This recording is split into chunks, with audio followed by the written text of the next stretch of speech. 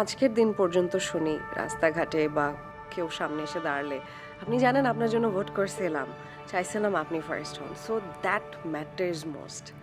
মা চেয়েছিলেন লাক্স সুন্দরী হই, এখন সুন্দরী হয়ে গেছি, বাড়ি ফিরে আসো।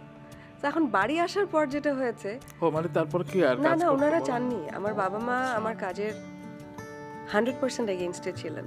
অবশ্যই বিশ্বাস করি, কিন্তু ভাগ্যের চাকার মধ্যে নিজেকে ফেলে ভিকটিম প্লে করতে চাই না। একজন কমেন্ট করেছিল একবার কোনো একটা জায়গায়, হয়তো কেউ ছবি পোস্ট করেছিলেন আমার সাথে, নায়িকাদের প্রোফাইল লক থাকে নাকি, এটা একটা কমেন্ট ছিল আমাকে নিয়ে। তো হ্যাঁ, আমার লক প্রোফাইল। আল্লাহ পাক যেহেতু আপনি বলছিলেন যে সবাইকে তো আসলে শিল্পী সত্তা দিয়ে আল্লাহ পাক আসলে দুনিয়াতে পাঠাননি, আমার কাছে মনে হয়েছে যে যদি উনি আমাকে এই ছোট এতটুকু ট্যালেন্টও দিয়ে থাকে, তো আমি সেটাকে কেন কাজে লাগাচ্ছি না।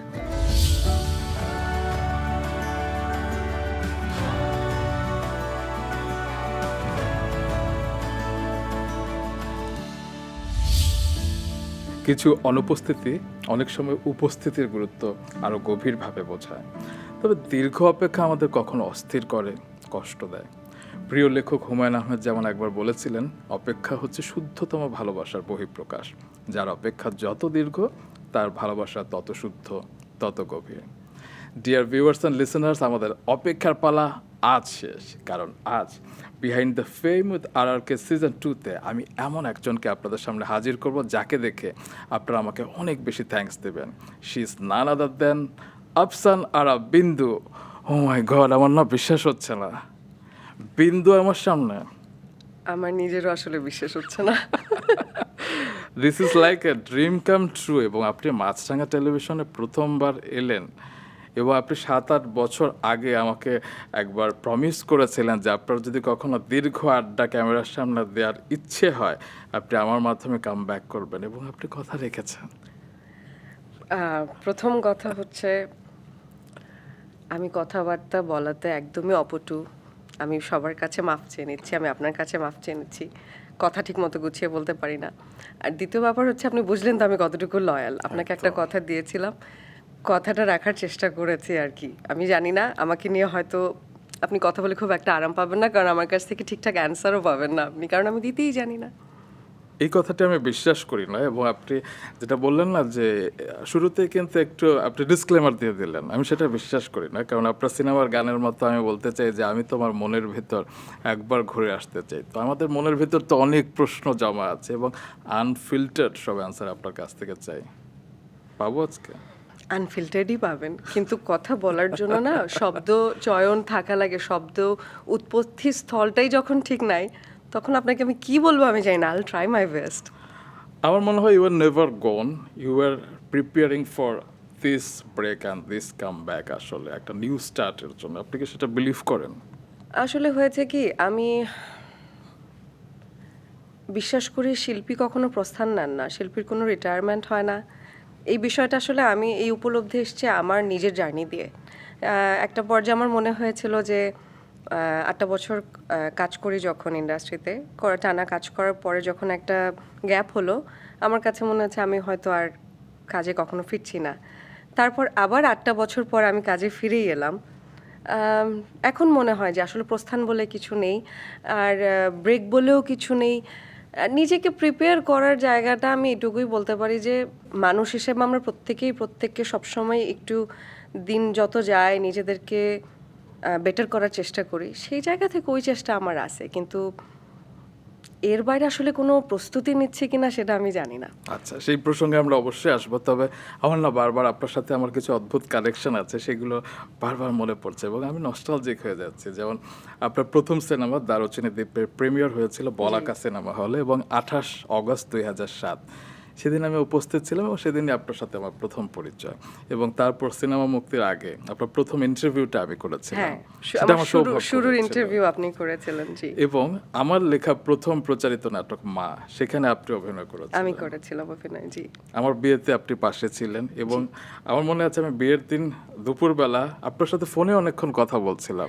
আমার শুটিং ছিল, আমি আউটডোরে ছিলাম। আমার যদি খুব ভুল না হয়ে থাকে আমি ঢাকার বাইরে ছিলাম, কিন্তু আমি জানি আপনার বিয়ে, আমাকে আসতে হবে। তো আমি শুটিং ইউনিটকে বলা ছিল যে যত দ্রুত সম্ভব আমাকে আর কি ছাড়তে হবে, এবং আমি রাস্তার মধ্যে মনে আছে যে আমি ট্রাফিকের জন্য অনেক ওই সময় আমার কেটে গেছে রাস্তার মধ্যে। তারপরে আই মেড শিওর যে আমি আপনার কাছে আসি, আপনার এই বিশেষ দিনটাতে আপনার সাথে থাকি। So, একদম, সুযোগ এবং হয়েছিল।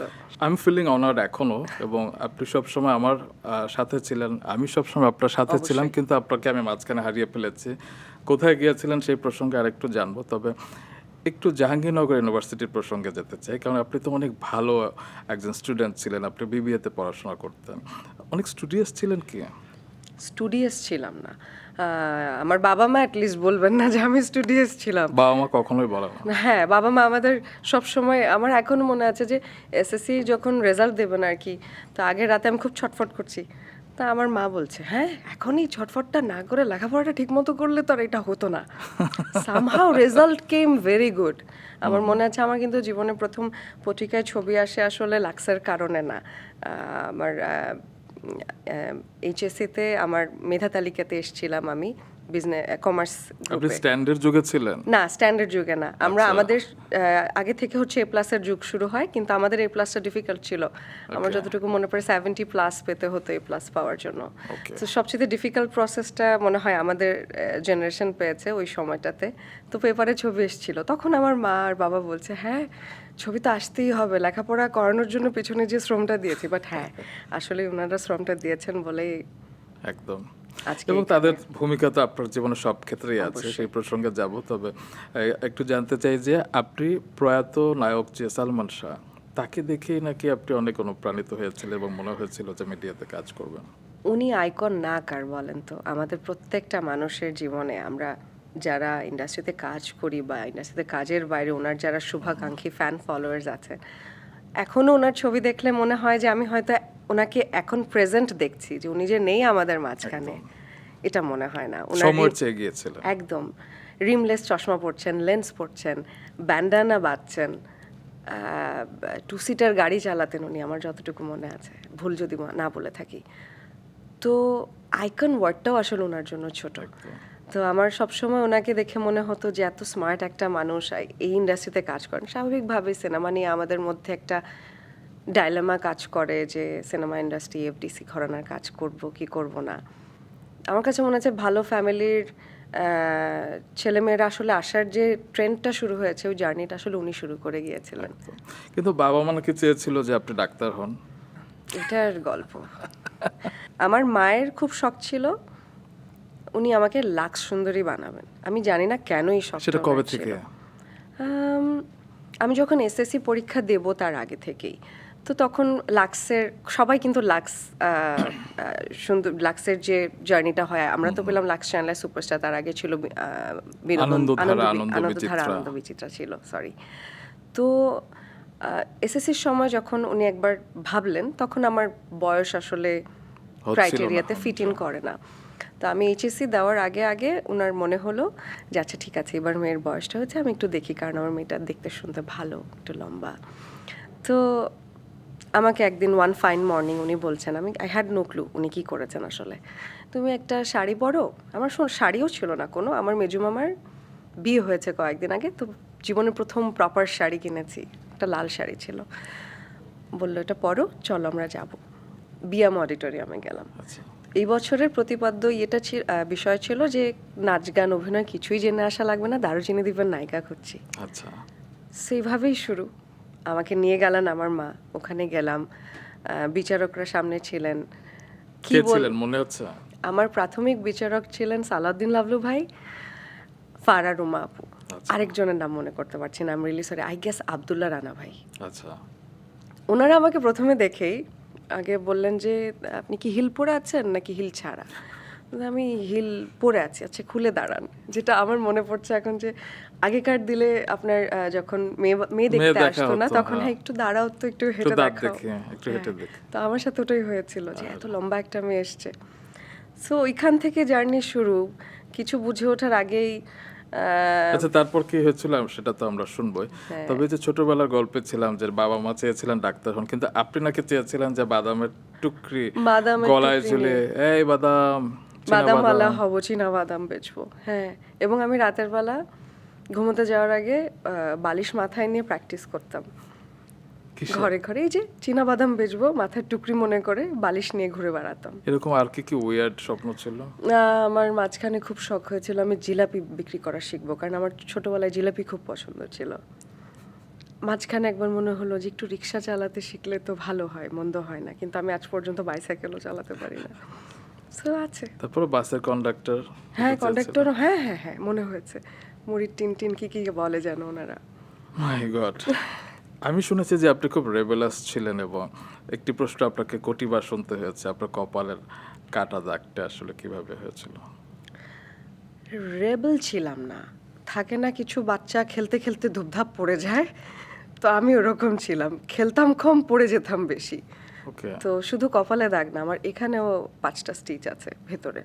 হ্যাঁ, আমি শুনেছি যে আপনি চঞ্চল ছিলেন এবং একবার 4 তলা থেকে গড়িয়ে পড়ে নাকি আপনি হাঁটু ভেঙেছিলেন এবং আপনার কপালে 11টি, ঠোঁটে 5টি এবং 5টি। 2 হাত মিলে আপনার 15টি স্টিচ আছে, রয়েছে। হ্যাঁ, এবং আমার পা ভাঙা না, ওটাকে কি বলে, আম, পা মচকানো মচকে আছে, গিয়েছিল। হ্যাঁ হ্যাঁ মচকানো আছে 5 থেকে 6 বার, দুপা মিলিয়ে। সেটা তো দুষ্টুমি না করলে, আপনি যতই বলেন যে রেবেল ছিলেন না, কিন্তু দুষ্টুমি না করলে এটা কিভাবে সম্ভব? ওটা ওই যে বললাম না, বোকা ছিলাম, so বুঝে উঠতে পারতাম না কি করছি না করছি। বোকা ছিলেন, এখন কি? এখনো বোকা তাই? এবং ভীতু।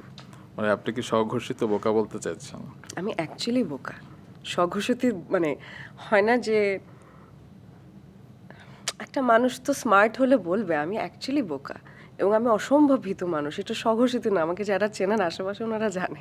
তো লাক্স চ্যানেলে সুপারস্টার প্রসঙ্গে আসি। অডিশনের প্রসঙ্গ তো বললেন, পরে ধাপে ধাপে ধাপে আপনি একদম ফাইনাল 3-তে চলে গিয়েছিলেন এবং আপনি প্রথম রানার আপ হয়েছিলেন। আমি যদি ভুল না করে থাকি, মমো যিনি চ্যাম্পিয়ন হয়েছিলেন, জাকিয়া বাড়ি মমো, তিনি পেয়েছিলেন বিচারকদের কাছ থেকে 77.7 এবং আপনি পেয়েছিলেন 69।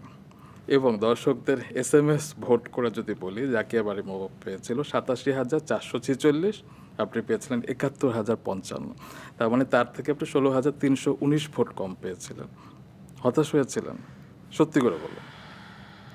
কারণ যারা সেকেন্ড হয় তারা সবসময় একটুর জন্য তো আসলে প্রথম হতে পারে না।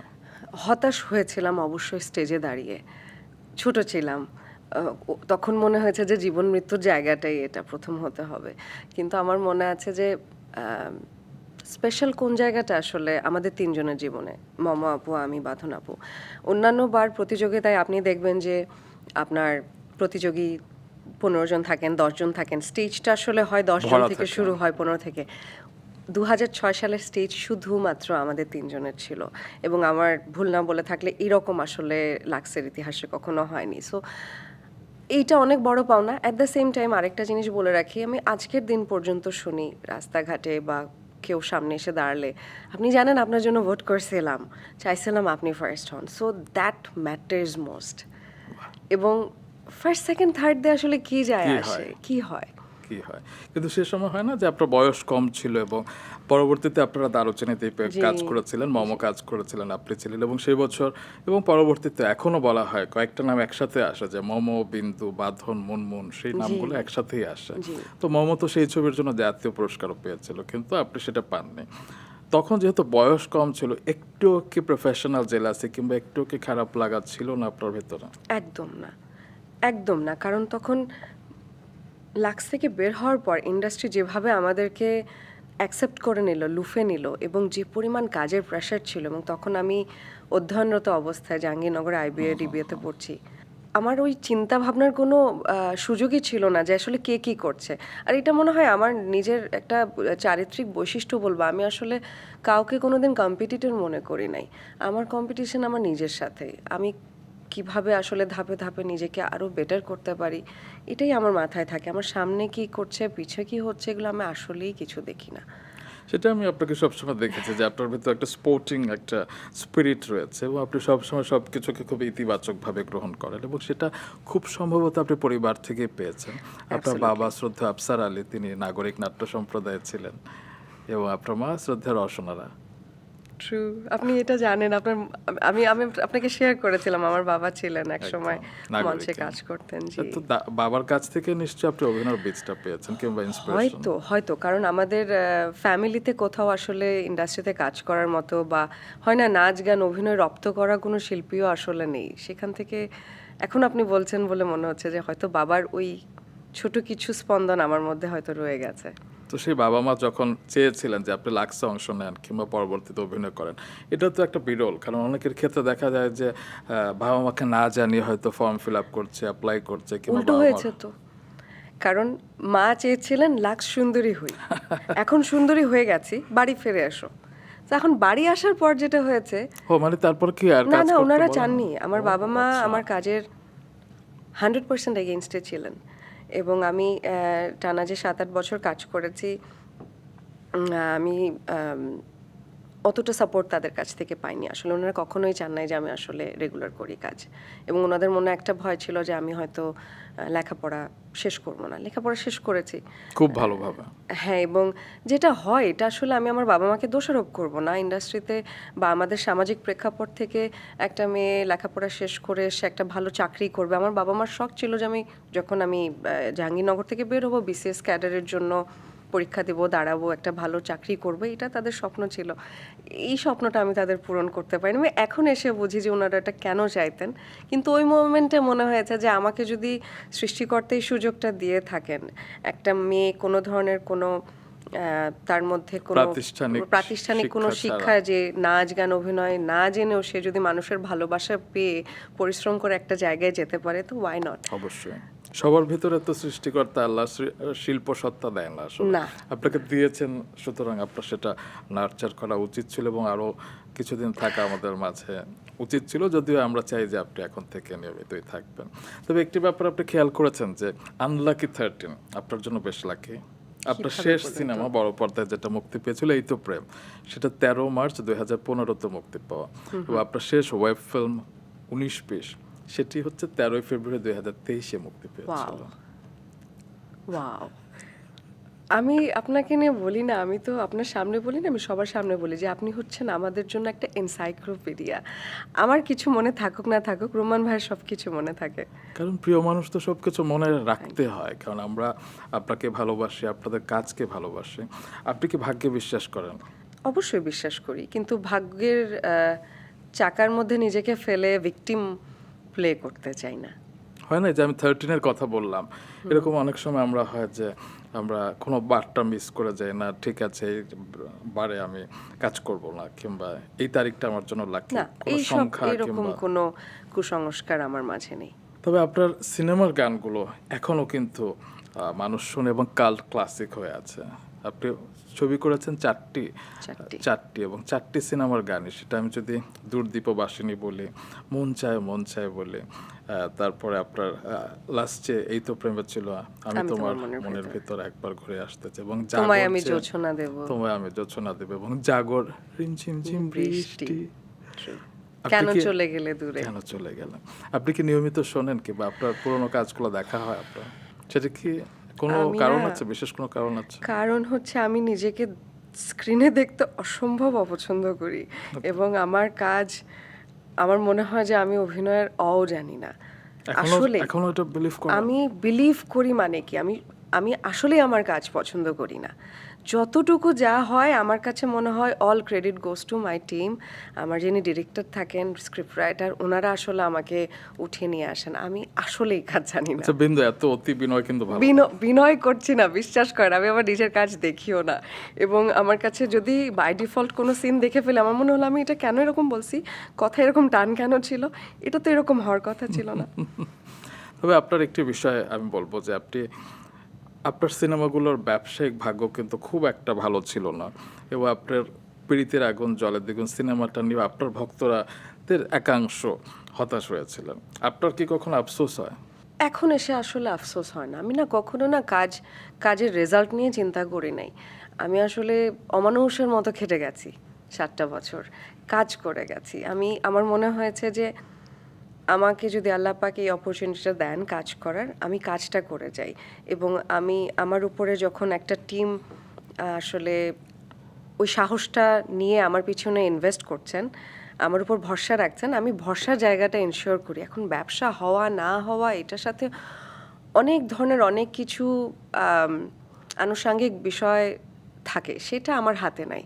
আমি আসলে টাইমলি সেটে গেছি কিনা, আমি আমার প্রডিউসারকে কোনো ধরনের কোনো এক্সট্রা ফাঁসিয়ে দিয়েছেন যন্ত্রণা কিনা? দিয়েছি কিনা, আমার ডিরেক্টর আমার কাজে আসলে খুশি কিনা, এগুলোই আমি দেখে গেছি। এবং আমার সাথে যারা কাজ করতেন, লাইটে যারা কাজ করতেন, মেকআপে যারা করতেন, ওরা আমার আচার আচরণে খুশি আছে কিনা। কারণ আমার যতটুকু মনে পড়ে আমার বাবা মার সাথে আমার সময় কাটানো হয় নাই।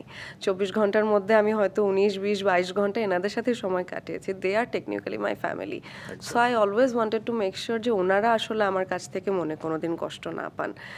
কাজের রেজাল্ট হয়তো আমার কপাল খারাপ, হয়তো আমি সেলেবল না, এই কারণে হয়তো কাজ হিট হয় নাই, ব্যবসা সফল হয় নাই।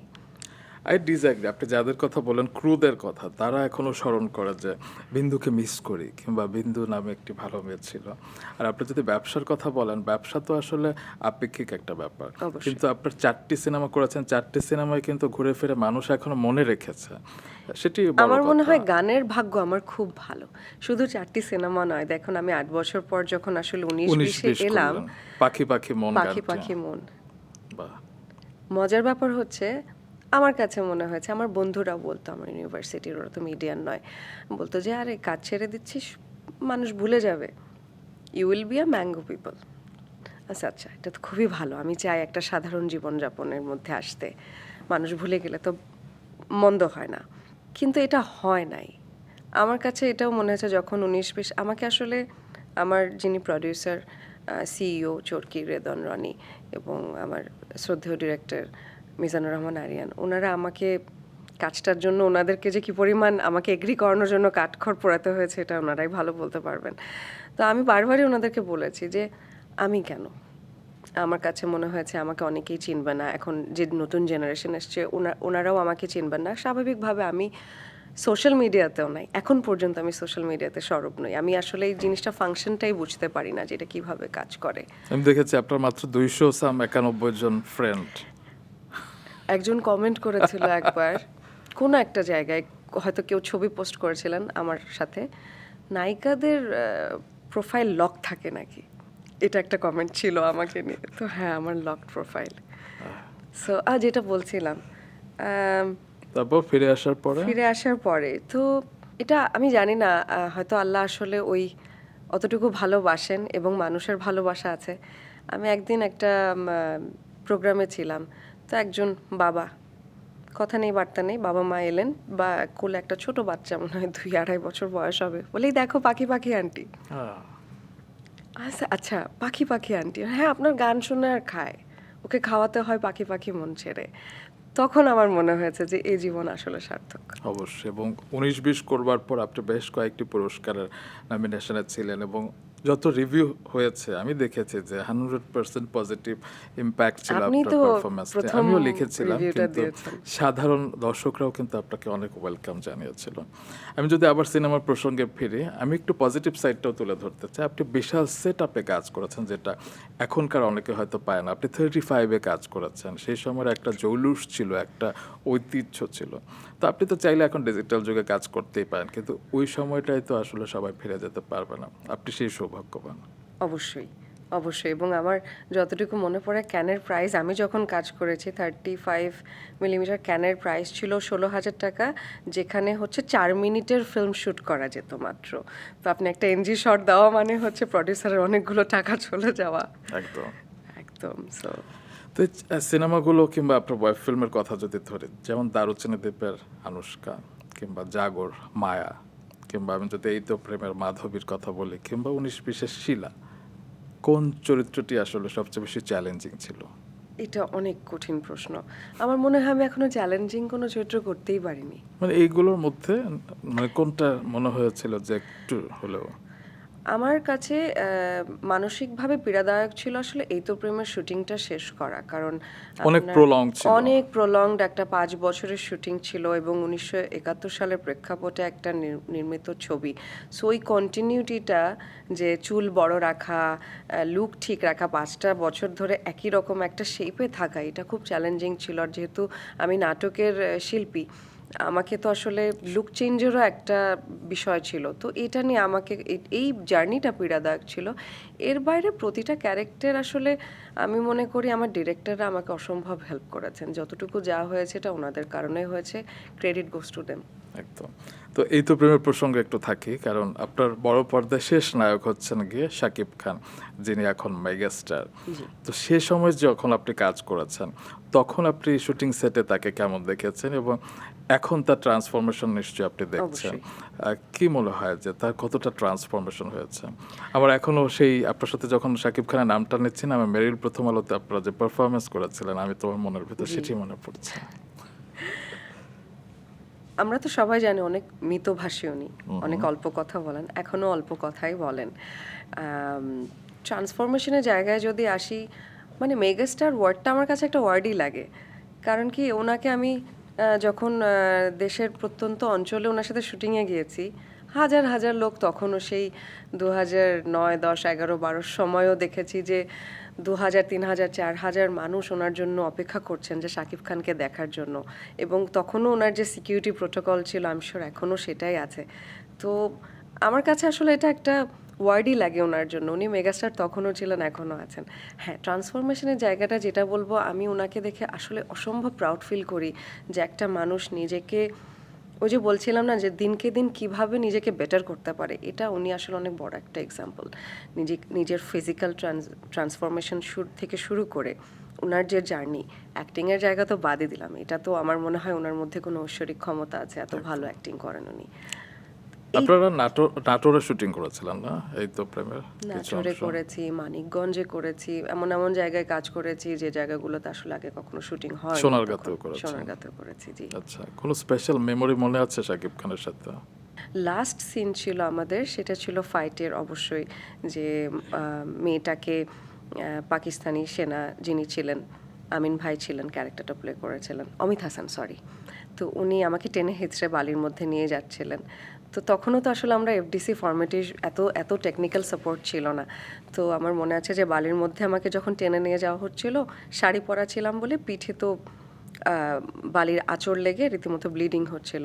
তো ওটা উনি খেয়াল করেছিলেন, তো খেয়াল করে বলছিলেন যে অমিত ভাই একটু খেয়াল রাখবেন, কারণ শি ইজ ব্লিডিং। তো আমার এটা মনে হয়েছে যে উনি কো আর্টিস্টের ব্যাপারে অনেক সেন্সিবল এবং তাদের ভালো মন্দের খেয়ালটা রাখেন আর কি। বাহ, সেটা আমিও দেখেছি। তবে তার সাথে রিসেন্ট টাইমে কোনো কথা হয়েছে কিংবা কোনো কাজের কথা?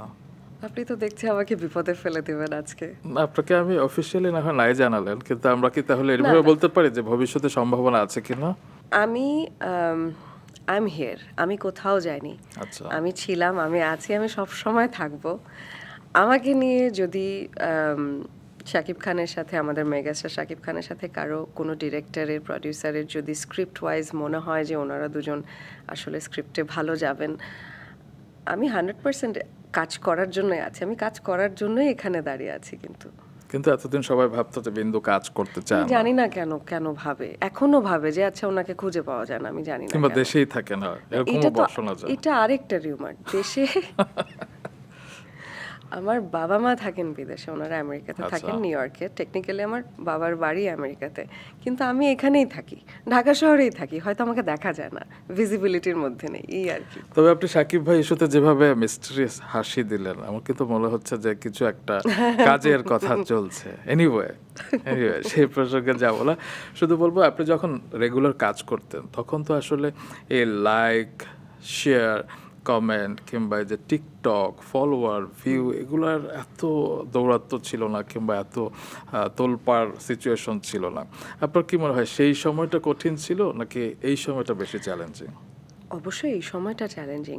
আমার কাছে মনে হয় যে, যেহেতু আমি এই সময়টা ফেস করিনি আসলে, আমি দূর থেকে যতটুকু দেখি, আমরা শুধু কাজটাই করে গিয়েছি। আমার মনে আছে আমি পারলে 30 দিন, আমি সবসময় বলতাম যে 30টা দিন কেন 32 দিনে ট্রান্সফর্ম হয় না। আমরা সময়টাকে আসলে, সময়টা গেছে কাজ করে আমাদের সবার, আমার সাথে যারা কাজ করেছেন তারাও এটা এগ্রি করবেন। এখন আমার কাছে মনে হয় যে একটা কাজ শুরু থেকে শেষ করাটাই আসলে শেষ হয়ে যায় না।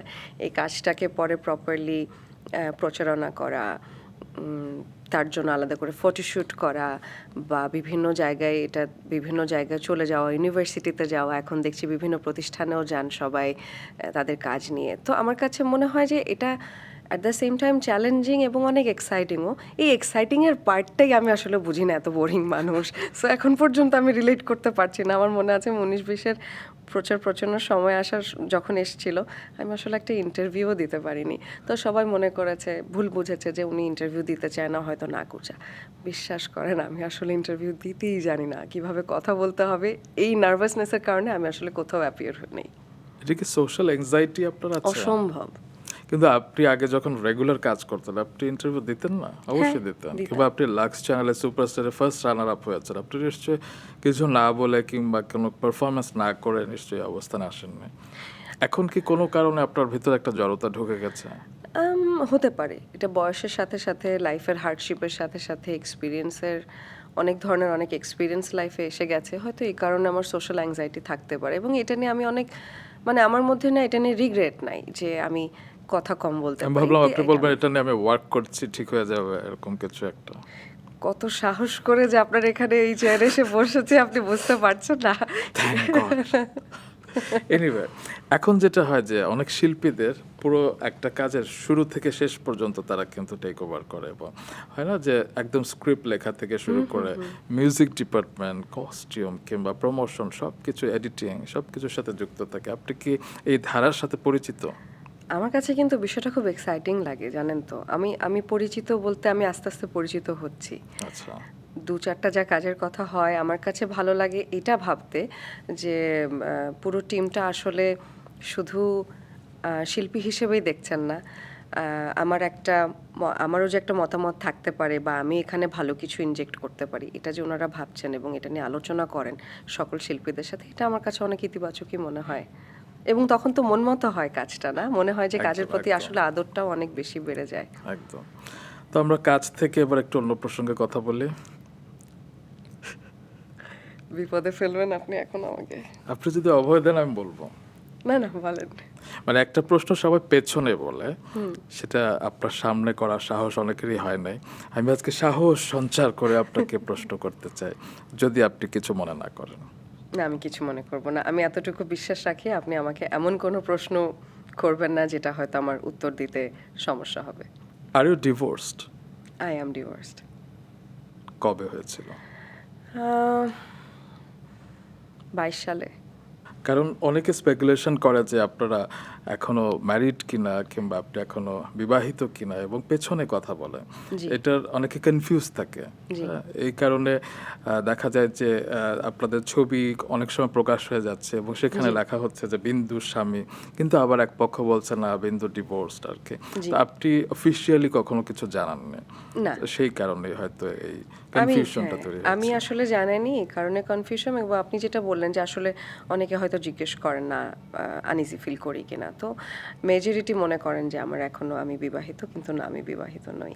আচ্ছা, আর আমার সংসারের যে জার্নিটা, ওটা অনেক ছোট ছিল, মাঝখানে অনেক বড় একটা সেপারেশন গেছে, এবং ফাইনালি আসলে সেপারেশন কবে থেকে হয়েছিল? 2017। আচ্ছা, এখন যারা এই তথ্যগুলো শুনছে তাদের মনে তো মানে পাল্টা কিছু প্রশ্ন আসছে যে আপনারা বিচ্ছিন্ন হলেন কেন? মানে সমস্যাটা একদম ভেতরে না বলে আপনি যদি একটু ওপরে একটা শিরোনাম দিয়ে দেন যে এই কারণে আমরা আলাদা হয়ে গেছি। দেখুন, আলাদা হওয়ার জন্য অনেক সময় অনেক বড় বড় কারণ থাকে, বড় বড় ঘটনা ঘটে। অনেক সময় আসলে অনেক কারণও দরকার হয় না। আমার কাছে এই মুহূর্তে মনে হয়, দেখেন, আমি যখন আপনার এই চেয়ারে বসে কথাটা বলছি, এখানে কিন্তু এই জার্নিতে আরও একজন মানুষ ইনভলভ। আমি এবং ওনারও একটা জীবন আছে ব্যক্তিগত, এবং উনি মিডিয়ার সাথে জড়িত নন। তো আমি চাই না আসলে এই কথাগুলোকে মানে ব্যাখ্যা দিয়ে ওনাকে কোনো বিব্রতকর জায়গায় ফেলার। সেইটুকু সম্মান আমি দিতে জানি। আর যেটা হয়েছে, আমি মনে করি আসলে এটা আমার বাবা মা সবসময় আমাকে বলেছেন, এবং এটা আছে যে জন্ম মৃত্যু বিয়ে আল্লাহ পাকের হাতে। তো আমার বিয়ে অ্যারেঞ্জ ম্যারেজ ছিল, এবং আমার বাবা মা আমার ফ্যামিলি দেখে শুনে বুঝে বিয়ে দিয়েছিলেন। এবং আমি বিয়ের কারণে, আমি জানি আপনি আমাকে এই প্রশ্নটা করবেন যে আমি কাজটা ছেড়েছি কেন। আমার কাছে মনে আমার হয়েছিল, পরের প্রশ্ন সেটাই ছিল, কারণ আমি আপনার বিয়ের নিউজটা আমি প্রথম আপনি করেছিলাম। করেছিলেন। এবং সেই হিসেবে তো আমার একটা রাইট আছে জানবার যে 2014 সালে অক্টোবরে আপনার বিয়ে হয়েছিল জি। এবং তার বেশ কয়েক মাস আগে থেকেই আপনি কাজ বন্ধ করে দিয়েছিলেন এবং আমি আপনাকে প্রশ্ন করেছিলাম যে বিয়ে তো হতেই পারে, এখানে কাজ বন্ধ হবার কারণ কি? তো এখানে কি কারো চাপ ছিল? কোনো চাপ ছিল না, কোনো দিক থেকে কোনো চাপ ছিল না। আপনি তো জানেন আমি মাসে 30 দিন কাজ করতাম, আমি সিঙ্গেল নাটক করতাম, আমি সিরিয়ালে কখনো ইনভলভ ছিলাম না, কারণ সিরিয়ালে ইনভলভ থাকলে সিঙ্গেল নাটকগুলো আসলে মিস হয়ে যেত। তো সেই জায়গা থেকে আমার মনে হয়েছে আমি জীবনে অনেক কিছু আম, যেভাবে একটা সাধারণ মানুষ যেভাবে উপভোগ করে আমি আসলে করিনি। কোনো সোশ্যাল গ্যাদারিংয়ে যেতে পারিনি, ফ্যামিলির কোনো প্রোগ্রাম হয়েছে, কারো বার্থডে, মামা চাচাদের কোনো বা আমাদের ফ্যামিলির বাচ্চাদের কোনো প্রোগ্রাম, আমি কোনো জায়গায় সামিল হতে পারিনি। সে জায়গা থেকে মনে হয়েছে যে আমার আসলে যদি আমি সংসারে যাই, আমার সংসারের প্রতি ভালোবাসা ভালো লাগার জায়গা থেকে, এটা আমার শুধু একা না, আমার মনে হয় সব মেয়েরই হয় যে আমি ওটা সিনসিয়ারলি ওই জায়গাতে টাইমটা ইনভেস্ট করতে চাই। আমাকে আসলে সত্যি কথা বলতে কাজ ছাড়ার ব্যাপারে কেউ কোনো পুশ করে নাই। আর আমি কাজটা ছেড়ে দিচ্ছিলাম কারণ আমি জানি ইটস আ প্রসেস। আমি কাউকে আসলে বলিও নাই that I am getting married. আপনি মানে one of the few people, যে 4-5 জন জানতেন, আপনি একজন ছিলেন, আপনাকে শেয়ার করেছিলাম। তো সে জায়গা থেকে আমার মনে হয়েছিল যে গুছিয়ে নেওয়াটা ভালো, কারণ আমি যাদের সাথে কাজ করি কমন চেহারা সবাই নাটকের ইন্ডাস্ট্রিতে। ওই যে বলছি যে আমার লাইটের ভাইরা যারা আছেন বা মেকআপের ভাইরা এবং প্রডিউসার ডিরেক্টরস, ওনাদের স্বাভাবিকভাবে আমরা যেহেতু একটা লুপে কাজ করি, সাইকেলের মধ্যে আছি। হ্যাঁ, চ্যানেলে, আপনি যেহেতু চ্যানেলেও কাজ করেন, জানেন যে চ্যানেল থেকে নাম আসে যে নাটকের প্রেফারেন্স নায়িকা এরকম। তো আমার কাছে মনে হয়েছে যে আমি ওই আসার জায়গাগুলো আমার আস্তে আস্তে আস্তে আস্তে একটু ব্রেক করে দেওয়াটা ভালো, এই কারণে আমি বিরতিটা নিয়েছিলাম। আরেকটা কারণ হচ্ছে 2-একটা সিরিয়ালের সাথেও আমার একটা আমার তখন কাজ চলছিল, তো ওই সিরিয়ালগুলোও আমার শেষ করা প্রয়োজন ছিল। তো সব কিছু মিলে আমি না ঈদের কাজ শেষ করার পরেই আর কি কাজ কমিয়ে সেটা দিয়েছিলাম। কোন বছর? 2014 না 15? 2014 সালে, এবং কুরবানির ঈদটা আমার লাস্ট কাজ ছিল এবং আমার মনে হয় one of my highest work. 52টা নাটক মনে হয় প্রচার হয়েছিল একইতে। মাই গড, একই দিয়ে 52টা নাটক। এবং খুব সম্ভবত সেই সময় আপনি লাস্ট ইন্টারভিউ দিয়েছিলেন এবং তারপরে আজকে এই দীর্ঘ ইন্টারভিউ অনেক বছর পর আপনাকে হ্যাঁ, আমরা আমি পেলাম। ওই হিসাবে বলতে গেলে হয়তো 14 সালের পরে 2025 সালে ইন্টারভিউ দিচ্ছি। Oh my God! তো এই যে আপনার একটা লম্বা আপনি গ্যাপ নিয়েছেন, আপনি বলছিলেন যে 17 সাল থেকে আপনি সেপারেশনে ছিলেন এবং 22 জি। সালে ডিভোর্স। তো আপনার মনে হয়নি যে এর মাঝখানে ফেরা যায়, কিংবা আপনার মনে হয় না যে আপনি যে গ্যাপ নিয়েছিলেন সংসার করবার জন্য, সেই সংসারটি তো আর হয়নি, জি। তো রিগ্রেট ফিল করেছিলেন? না, মানে কাজে আসেনি কেন এটার জন্য তো না। প্রতিটা জিনিসের একটা সময় আছে আমার কাছে মনে হয়। আমার একবারের জন্য, জানেন, এটা এই প্রশ্নটা আমি অনেক শুনেছি যে আপনি যে কাজটা ছেড়ে দেন, এই যে ইন্ডাস্ট্রি, আপনিও আমাকে বলেন যে such a wastage of talent. আমার বিশ্বাস করবেন একটা মুহূর্তের জন্য রিগ্রেট হয় না, কারণ আমি কাজ যতদিন করেছি অনেক, ওটাকে বলে না মন খুশি পেট ভরে আনন্দ নিয়ে, আমার কাছে মনে হচ্ছে আমি অসম্ভব আনন্দ নিয়ে কাজ করেছি জায়গাটাতে।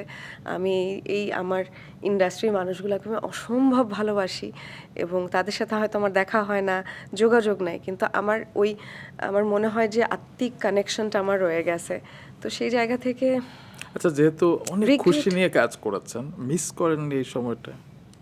না, মিস করলেই না রিগ্রেটটা আসবে যে আহা, মানে একটা হাই আসা, ভেতর থেকে হাই আসেনি আমার।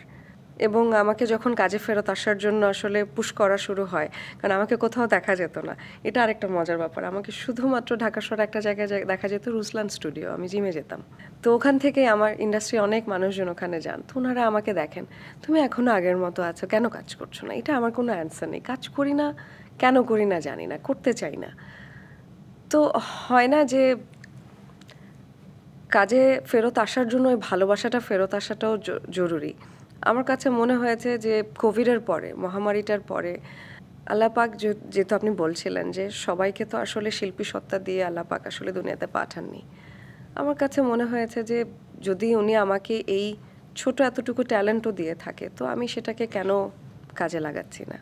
তো সব কিছু মিলে আমার মনে হয়েছে যে ব্যাটে বলে হয়ে গেছে, যখন মিজানুর রহমান আরিয়ান 19-20-এর স্ক্রিপ্টটা নিয়ে আসলেন বা প্ল্যানিং বললেন। এবং হয় কি, আর্টিস্টরা কিন্তু শিশুর মতো, এটা তো মানেন। কাদামাটির মতো, হ্যাঁ, হ্যাঁ। কাদামাটির মতো, এবং ওদেরকে অনেক আদর করতে হয়। আপনি একজন আর্টিস্টকে যখন একটু আদর করে মাথায় হাত বুলিয়ে বোঝাবেন, ও আপনার জন্য জান প্রাণ দিয়ে দেবে। তো আমার কাছে মনে হয়েছে যে আমার ডিরেক্টর ওই মুহূর্তে মিজানুর রহমান আরিয়ান এবং আমার যে প্রডিউসার সিইও রেদন রনি, ওনারা ওটাই করেছেন, ওই ফরম্যাটেই গেছেন।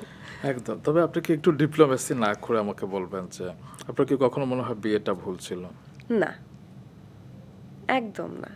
বিশ্বাস করেন, আমি আপনার এখানে বসে টেবিলে আমি একে তো কথা বলতে যাই না, ডিপ্লোমেসি তারাই করতে পারে যারা কথাবার্তা বলাতে অনেক পটু। আমার এক ফোঁটা রিগ্রেট নেই। আমার জন্য ওই মোমেন্টে যদি আমার সৃষ্টিকর্তা মনে করেন ওটা ঠিক ছিল, তো ওটাই ঠিক ছিল। একদম। কিন্তু হয় না যে এই অন্তর্ধানের পেছনে তো অনেক গল্প নিশ্চয়ই আছে, কারণ প্রতিটা দিন আপনার হয়তো এক এক রকম ভাবে যেত। কখনো আপনি স্বপ্ন দেখতেন, কখনো স্বপ্ন ভেঙে গেছে, কিংবা আপনি কখনো হতাশ হয়েছেন, কখনো আবার নতুন করে বাঁচতে শিখেছেন। তো এই বিষয়গুলো আপনাকে কতটা ম্যাচিওর করেছে? অনেক, অনেক। এবং এই যে কথা কম বলাটাও আমার মনে হয় এটা পার্ট অফ দ্য প্রসেস আসলে।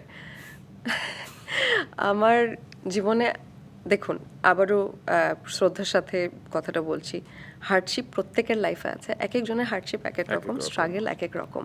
এখন আমি যদি বলি যে আমার মতো কষ্ট তো তুমি দেখোনি কোনোদিন, এটা আমি বলতে পারি না। আমার কষ্টটা আমার কাছে মনে হয়েছে যে এটা আনবিয়ারেবল। দিন শেষে আমার কাছে আমি তখনই মনে হয় যে প্রতিটা দিন আলাদা, প্রতিটা দিনই আমরা যুদ্ধ করি। আপনিও করেন আপনার জায়গা থেকে, আমিও আমার জায়গা থেকে করি।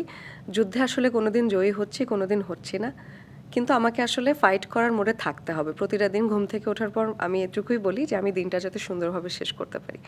সময় খারাপ গেছে, সময় ভালোও গেছে, এবং এগুলো নিয়ে আমার কাছে মনে হয়েছে যে আমি যতটুকু খারাপ গেছে ওখান থেকে আমি ভালোটা শিখে কতটুকু নিজেকে বেটার করতে পারি। অ্যান্ড আই বিলিভ আমি অনেক, হয়তো এই হার্ডশিপগুলো ছিল, স্ট্রাগলগুলো ছিল বলেই আজকে আমি এখানে বসে যেভাবেই কথা বলছি, I believe I am a good person. একদম। I try to be a good person.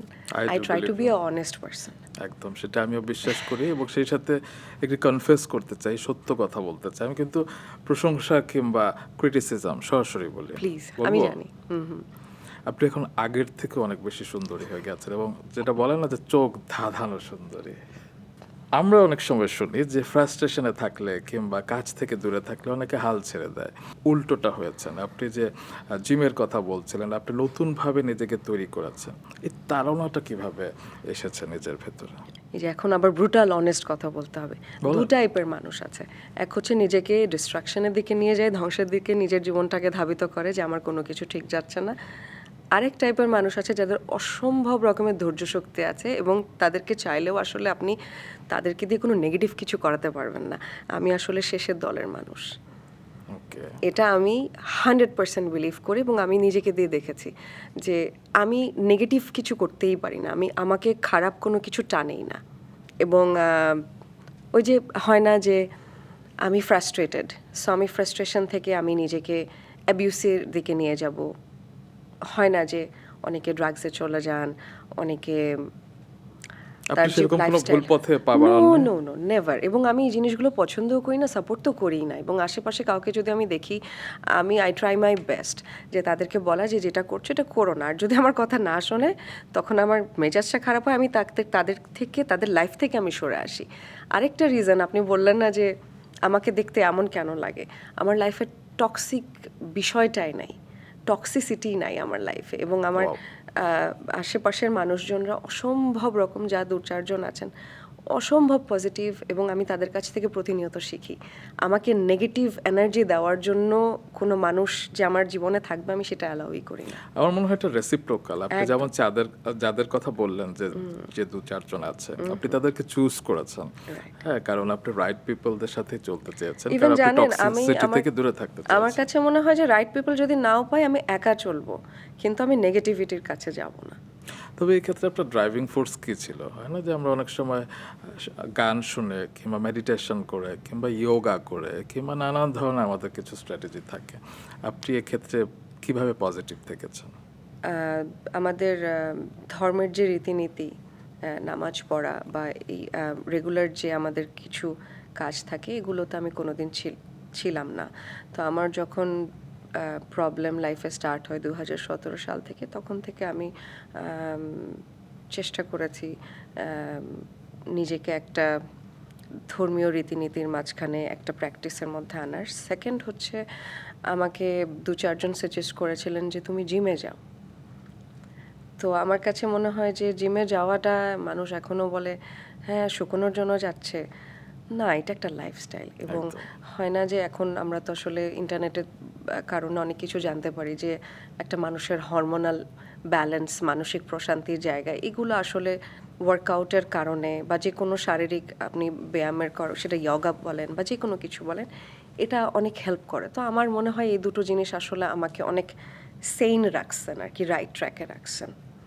আমার এই উত্তরগুলোই জানার দরকার ছিল, কারণ যারা একটু মুষড়ে পড়ে, যারা একটু হতাশ হয়ে যায়, তারা আসলে কি করবে? তো তারা যারা বিন্দুকে ভালোবাসে তারা এরকম করতে পারে। নিজেকে হ্যাঁ, ভালোবাসতে হবে। একদম। আমি এতটুকু বলতে পারি, আই লাভ মাইসেলফ। ও। আমি নিজেকে অসম্ভব ভালোবাসি এটার জন্য একটা হাততালি, কারণ এর থেকে বড় আসলে হতে পারে না। অ্যাকচুয়ালি। আমরা 19-20-এর কথা বেশ কয়েকবারই বলছিলাম, কিন্তু সেটা হচ্ছে এই যে আজকে ডিসেম্বর 2022 সালের ডিসেম্বর আপনি শুটিং করেছিলেন 3 বছর আগে। এই 3 বছর আবার ডুব দিলেন কেন? এই প্রশ্নের উত্তর না আমার কাছে নাই, বিশ্বাস কার করেন। কাছে আছে? সেটা কি নির্মাতাদের কাছে, যে আপনার কাছে রাইট প্রপোজাল নিয়ে আসেনি? এই রাইট রং এর জায়গাটাও না আমি আসলে কি বুঝলাম না। অ্যান্সার দিব জানি না। হ্যাঁ, আমি খুব কনফিউজ থাকি। আলহামদুলিল্লাহ আমার কাছে কিন্তু আপনি কি ওভার থিঙ্ক করেন? মনে হয় করি, মনে হয় করি, এবং আমার কাছে ট্রাস্ট অনেক বড় একটা জার্নি। মানে আমি আপনাকে হঠাৎ করে বলে দিলাম যে আমি আপনাকে মানে অন্ধের মতো ট্রাস্ট করি না। আমার একটা ইটস আ প্রসেস, আপনাকে আমার দেখতে হবে, জানতে হবে। আমার কাছে মনে হয় ওই যে বললাম, আমি শিল্পী হিসেবে তো আমি কাদামাটির একটা শিশু। তো আমি নিজেকে কার হাতে ছেড়ে দিচ্ছি? আমি সবসময় বলি আমার যেসব ডিরেক্টরসদের সাথে আমার আসলে কাজের ব্যাপারে কথা হয় যে আমি চোখ বন্ধ করে নিজেকে সঁপে দিচ্ছি আপনাদের হাতে। এখন আমি যদি কাদাতে পড়ি, আমার গায়ে কাদা লাগে, ক্রেডিট গোজ টু ইউ। এবং আপনি যদি আমাকে সেখান থেকে বাঁচিয়ে রাখেন, সেটাও ক্রেডিট গোজ টু ইউ। এখন এইটা আমার মনে হয় যে আমি আসলে কার উপর ফেথটা রাখবো, কোন স্ক্রিপ্টের উপর ফেথ রাখবো, এই জিনিসটা নিয়ে আমার মধ্যে একটু কনফিউশন কাজ করে। আচ্ছা, তবে আমি যে আকাশ বাতাস থেকে যে তথ্যগুলো পাচ্ছি সেটা হচ্ছে গিয়ে বিন্দুকে নিয়ে এখন অনেকেই ভাবতে শুরু করেছে, এবং আপনার কাছে বিভিন্ন ধরনের অফার চলে যাচ্ছে, এবং আমরা খুব সহসাই হয়তো বিন্দুকে খুব এক্সাইটিং প্রজেক্টে পেতে পারি যদি আপনি চান। কারণ এক্ষেত্রেও আপনার একটি প্রিজুডিসের কথা শোনা যায় যে বিন্দুকে যখন কোনো অফিসে মিটিং করতে ডাকা হয় সে আসে না। বলেন আমি মিথ্যা না বলেছি? না না না না না, আপনি কাজের জন্য ডাকবেন, আমি 1000% ওখানে যাব। কিন্তু আপনি গল্প করার জন্য। গল্প করার জন্য ডাকবেন, আমার একটা ছোট ব্যবসায়িক প্রতিষ্ঠান আছে বনানীতে, ইউ আর মোস্ট ওয়েলকাম, আসেন, আমরা চা কফি খাবো, আড্ডা দেব। এবং আমার কাছে মনে হয় যে কাজের ব্যাপারটা অসম্ভব সিনসিয়ারিটির জায়গা থেকেই করা উচিত। যখন আমি বুঝতে পারি যে হ্যাঁ, ডিরেক্টরেরও একটা কনফিউশন কাজ করে হয়তো, যে আচ্ছা উনি না উনি, স্বাভাবিকভাবে 4-5 জন আর্টিস্টকে মাথায় রেখে ওনারা এগোন। তো আমার যদি মনে হয় যে কেউ আমাকে নিয়ে একটু সিনসিয়ারিটি কম, তো আমারও ওখানে আসলে সিনসিয়ারিটি একটু কমেই যায়। সরি। আচ্ছা বিদ্যা, আপনার 7 বছরের ক্যারিয়ারে তো অনেক ধরনের চরিত্র করেছেন, তারপর অনেক ধরনের চরিত্র তো করাও হয় নাই, কারণ এখন আমরা সিনেমাতে কিংবা ওটিটিতে দেখি যে মেয়েরাও অনেক সময় নেগেটিভ ক্যারেক্টার করছে, ডার্ক শেডের ক্যারেক্টার করছে, এবং বিভিন্ন ভ্যারাইটিস রোল করছে। আপনি এখন এই ইনিংসে আসলে নিজেকে কিভাবে দেখতে চান? আমি যেসব ক্যারেক্টারগুলো প্লে করি না, আমি এগুলো করতে চাই। আমি চাই আমাকে নিয়ে এমন এমন কাজ ভাবা হোক, নির্মাতারা আমাকে নিয়ে এমনভাবে ভাবুক যেটা হয়তো একদম সোজা ভাষায় বলি, নেটফ্লিক্সে যে কাজগুলো দেখি হঠাৎ করে দেখে মনে হয় যে এত ইউনিক স্টোরি, এত আইডিয়া। মানে আমাদের দেশেও এখন অনেক ইউনিক স্টোরি নিয়ে কাজ হচ্ছে। তো আমি চাই যে আমাকে নিয়েও হয়তো এমন কিছুই ভাবা হোক যেটা আসলে আমাকে নিয়ে হয়তো কেউ ভেবে ওঠেন নাই। আমি এরকম কাজ করতে চাই। ডার্ক শেডের নেগেটিভ ক্যারেক্টারের ব্যাপারে আসলে কি বলবো, ভীতি কাজ করে যে আসলে কাজটা, কারণ সবসময় নেগেটিভ ক্যারেক্টার আসলে কাজ করা হয়ে ওঠেনি। সবাই দেখেছেন নেক্সট ডোর গার্ল হিসেবে একটা পজিটিভ ক্যারেক্টার, প্রেমিকা ক্যারেক্টার, যেহেতু আসলে ভালোবাসার গল্পের উপর কাজ করেছে বেশি, সবাই ওভাবে দেখে অভ্যস্ত, মেনে নেবেন কিনা এটা একটা ভয় কাজ করে। অ্যাট দ্য সেম টাইম মনে হয় কি যে আসলে আমি আমার ক্যারেক্টার পোর্ট্রে করার মধ্যে দিয়ে সোসাইটিকে বা আমার মেসেজটা কী যাচ্ছে, আমি যে কাজটা করছি, এটা আমার কাছে খুব গুরুত্বপূর্ণ। অভিনয় শিল্পী হিসেবে, যে আমি আসলে যে কাজটা করছি দিন শেষে কাজ, আমি যখন এন্ডিংটা দেখছি আমি ওখান থেকে অডিয়েন্স কি জানলেন, কি শিখলেন, বা কতটুকু তাদের মনে শান্তি হলো, একটু হাসলেন, এটা আমার কাছে অনেক ইম্পর্টেন্ট। সো ডার্ক শেডের ক্যারেক্টার করতে গেলে আমার কাছে ওই খুব স্ট্রং রিজনটা প্রয়োজন যে আমি এটা কেন করছি, ক্যারেক্টারটা ল্যান্ডিংটা কোথায় গিয়ে দাঁড়াচ্ছে, ওইটা অনেক ইম্পর্টেন্ট আমার কাছে। সেটি তো অবশ্যই থাকা উচিত এবং শুনে খুব ভালো লাগলো যে এরকম ক্যারেক্টারের ফিলোসফিক্যাল জায়গাটায় এবং সমাজের প্রতি যে একটা দায়বদ্ধতা শিল্পীর থাকা উচিত, আপনি সেটা ভাবেন। আসলে সেটা সব শিল্পীরই থাকা উচিত। আমার মনে হয় সবার থাকেও। তো একটা ব্যাপার হয় যে আমি কাজ করে যাচ্ছি না জেনে না বুঝে করছি, কারণ আমি অভিনয় করতে পছন্দ করি, আমি ওই জায়গাটাকেও 100% সাপোর্ট দিই। আমি তো আসলে পেশাদার শিল্পী নই, রেগুলার কাজ করি না। সো সেই জায়গা থেকে যে আমার 3টা বছর আপনি বলেন আবার কেন নেই, আমার কাছে মনে হয় যে যেটুকুই কাজ করব অল্প করি, কাজটা নিয়ে যাতে আসলে ওই যে নিজের মাঝে কোনো রিগ্রেট না থাকে। সো ওই রকম স্ক্রিপ্টের আশায় আসলে বসে আছি। আচ্ছা, কিছুক্ষণ আগে আপনি আপনার একটা ছোটোখাটো প্রতিষ্ঠানের কথা বললেন না, সেটা কিন্তু আর ছোটোখাটো নেই, সেটা কিন্তু বিশাল হয়ে গেছে। আমি যদি ভুল না করি 5 বছর আগে এই আফসান বিন্দু ডিজাইনার আপনার- স্টুডিও একদম সেটা হয়েছিল। এই ডিজাইনটি কার আপনার এখন? এটা আপনার? আমার দোকানেরই। আচ্ছা, তো ডিজাইনার হিসেবে যে আফসানারা বিন্দু এত বিখ্যাত হয়ে গেছে এবং আমি নায়িকাদের কাছ থেকে এবং তারকাদের কাছ থেকে শুনি যে তারকা হওয়ার জন্য নাকি আফসান বিন্দু ডিজাইন করা ড্রেস না পরলে আসলে তারকা হওয়া যায় না। ছি ছি, কি বলেন আপনি! আমি প্রথম কথা, এখনো বড় কেউ হতেই পারিনি, একটা ব্যবসায়িক প্রতিষ্ঠান আছে। করোনা মহামারীর একদম যে সময়টা, ওই সময় থেকেই আমি ছোট একটা ব্যবসা শুরু করি। বুটিকের প্ল্যান ছিল। তো শুরুতেই আপনিও এসেছেন একবার আমার দোকানে। তো আমার ইপসিতা শবনম শ্রাবন্তী। হ্যাঁ, শ্রাবন্তী আপুর সাথে আমাকে অনেকে জিজ্ঞেস করেছে, এত ছোট জায়গা নিয়ে দোকান দিচ্ছ, এটা লোকে কি বলবে? তুমি তো চাইলে অনেক বড় 3000 স্কোয়ার ফিটে 4000 স্কোয়ার ফিটের একটা বড় শোরুম নিয়ে কাজ শুরু করতে পারো। দেখেন, এই জায়গাটাতেও না আমার কাছে মনে হয়েছে যে আমাকে কে কি ভাবলো, কে কি বলল, তা দিয়ে আসলে মানুষের পারসেপশন আর আমার রিয়ালিটি কোনোদিন এক হতে পারে না। আমি ছোট্ট করে শুরু করেছিলাম, ছোট্ট একটা রুম ছিল 250 স্কোয়ার ফিটের। সেখান থেকে এই যে বললেন, আল্লাহর রহমতি বলবো, এখন আমার মোটামুটি 2600 স্কোয়ার ফিটের একটা শোরুম আছে বনানীতে।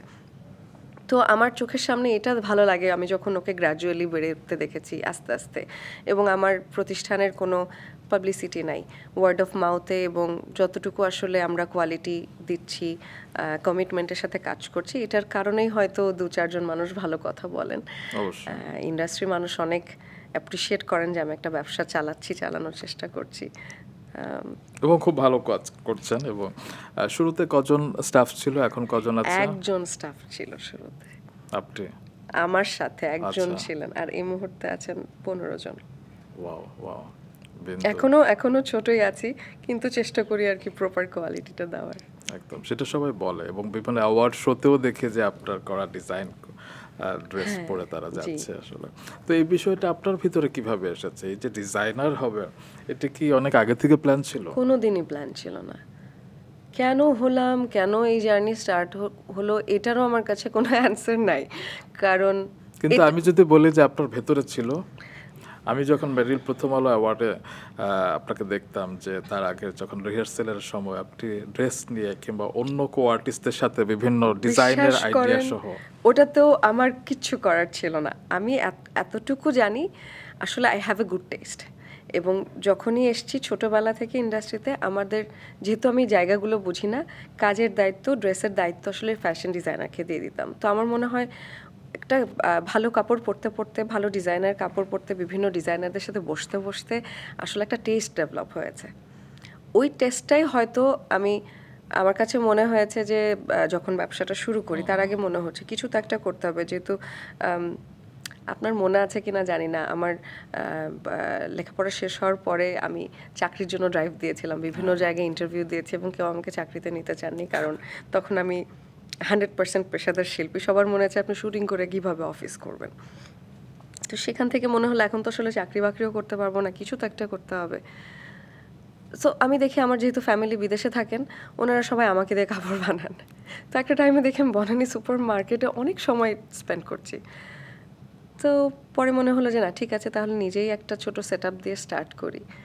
তো আসলে ওইখান থেকেই কাজটা শুরু করা, এমন না যে আমার খুব অনেক আগ্রহ আছে, আমি কিন্তু প্রাতিষ্ঠানিকভাবে কিছুই জানি না, কোনো নলেজ নাই কাপড় কাটিং কেমনে হয়, just a good test, that's আমি ইট। দেখলাম সজল রোমানার বাচ্চার জন্য বোধহয় আপনার কাছ থেকে হ্যাঁ। ড্রেস বানিয়ে নিয়ে জি, যাচ্ছে, জি, জি। এবং সেরকম আরো অনেকেই আমি দেখেছি যে কনা আপু ভিন্ন আমার কাপড় পরেন। কণা কিংবা আপনার চারপাশে সব নারী তারকারা, জি। মানে আমি দেখি প্রায় জি। সবকিছু। তো আমি যদি নারী উদ্যোক্তাদের কথা জিজ্ঞেস করি, আপনার কি মনে হয় তাদের স্ট্রাগল পুরুষদের তুলনায় অনেক বেশি? সম্মানের সাথে বলছি আবারও, পুরুষ উদ্যোক্তা নারী উদ্যোক্তা দুজনেরই স্ট্রাগলের জায়গা আছে, দুজনের স্ট্রাগল ডিফারেন্ট। আমি আমার জায়গা থেকে একজন ক্ষুদ্র শিল্পের নারী উদ্যোক্তা হিসেবে বলতে পারি আমাদের বাংলাদেশে আমার জানা মতে ক্ষুদ্র শিল্প এই সেক্টরটা চালান আসলে নারীরা, এবং যে বড় বড় গার্মেন্ট ইন্ডাস্ট্রি বলি এই বড় ফরম্যাটের ব্যবসাগুলো আসলে পুরুষরা দেখেন। তো ওই জায়গা সম্পর্কে আমার জিরো নলেজ।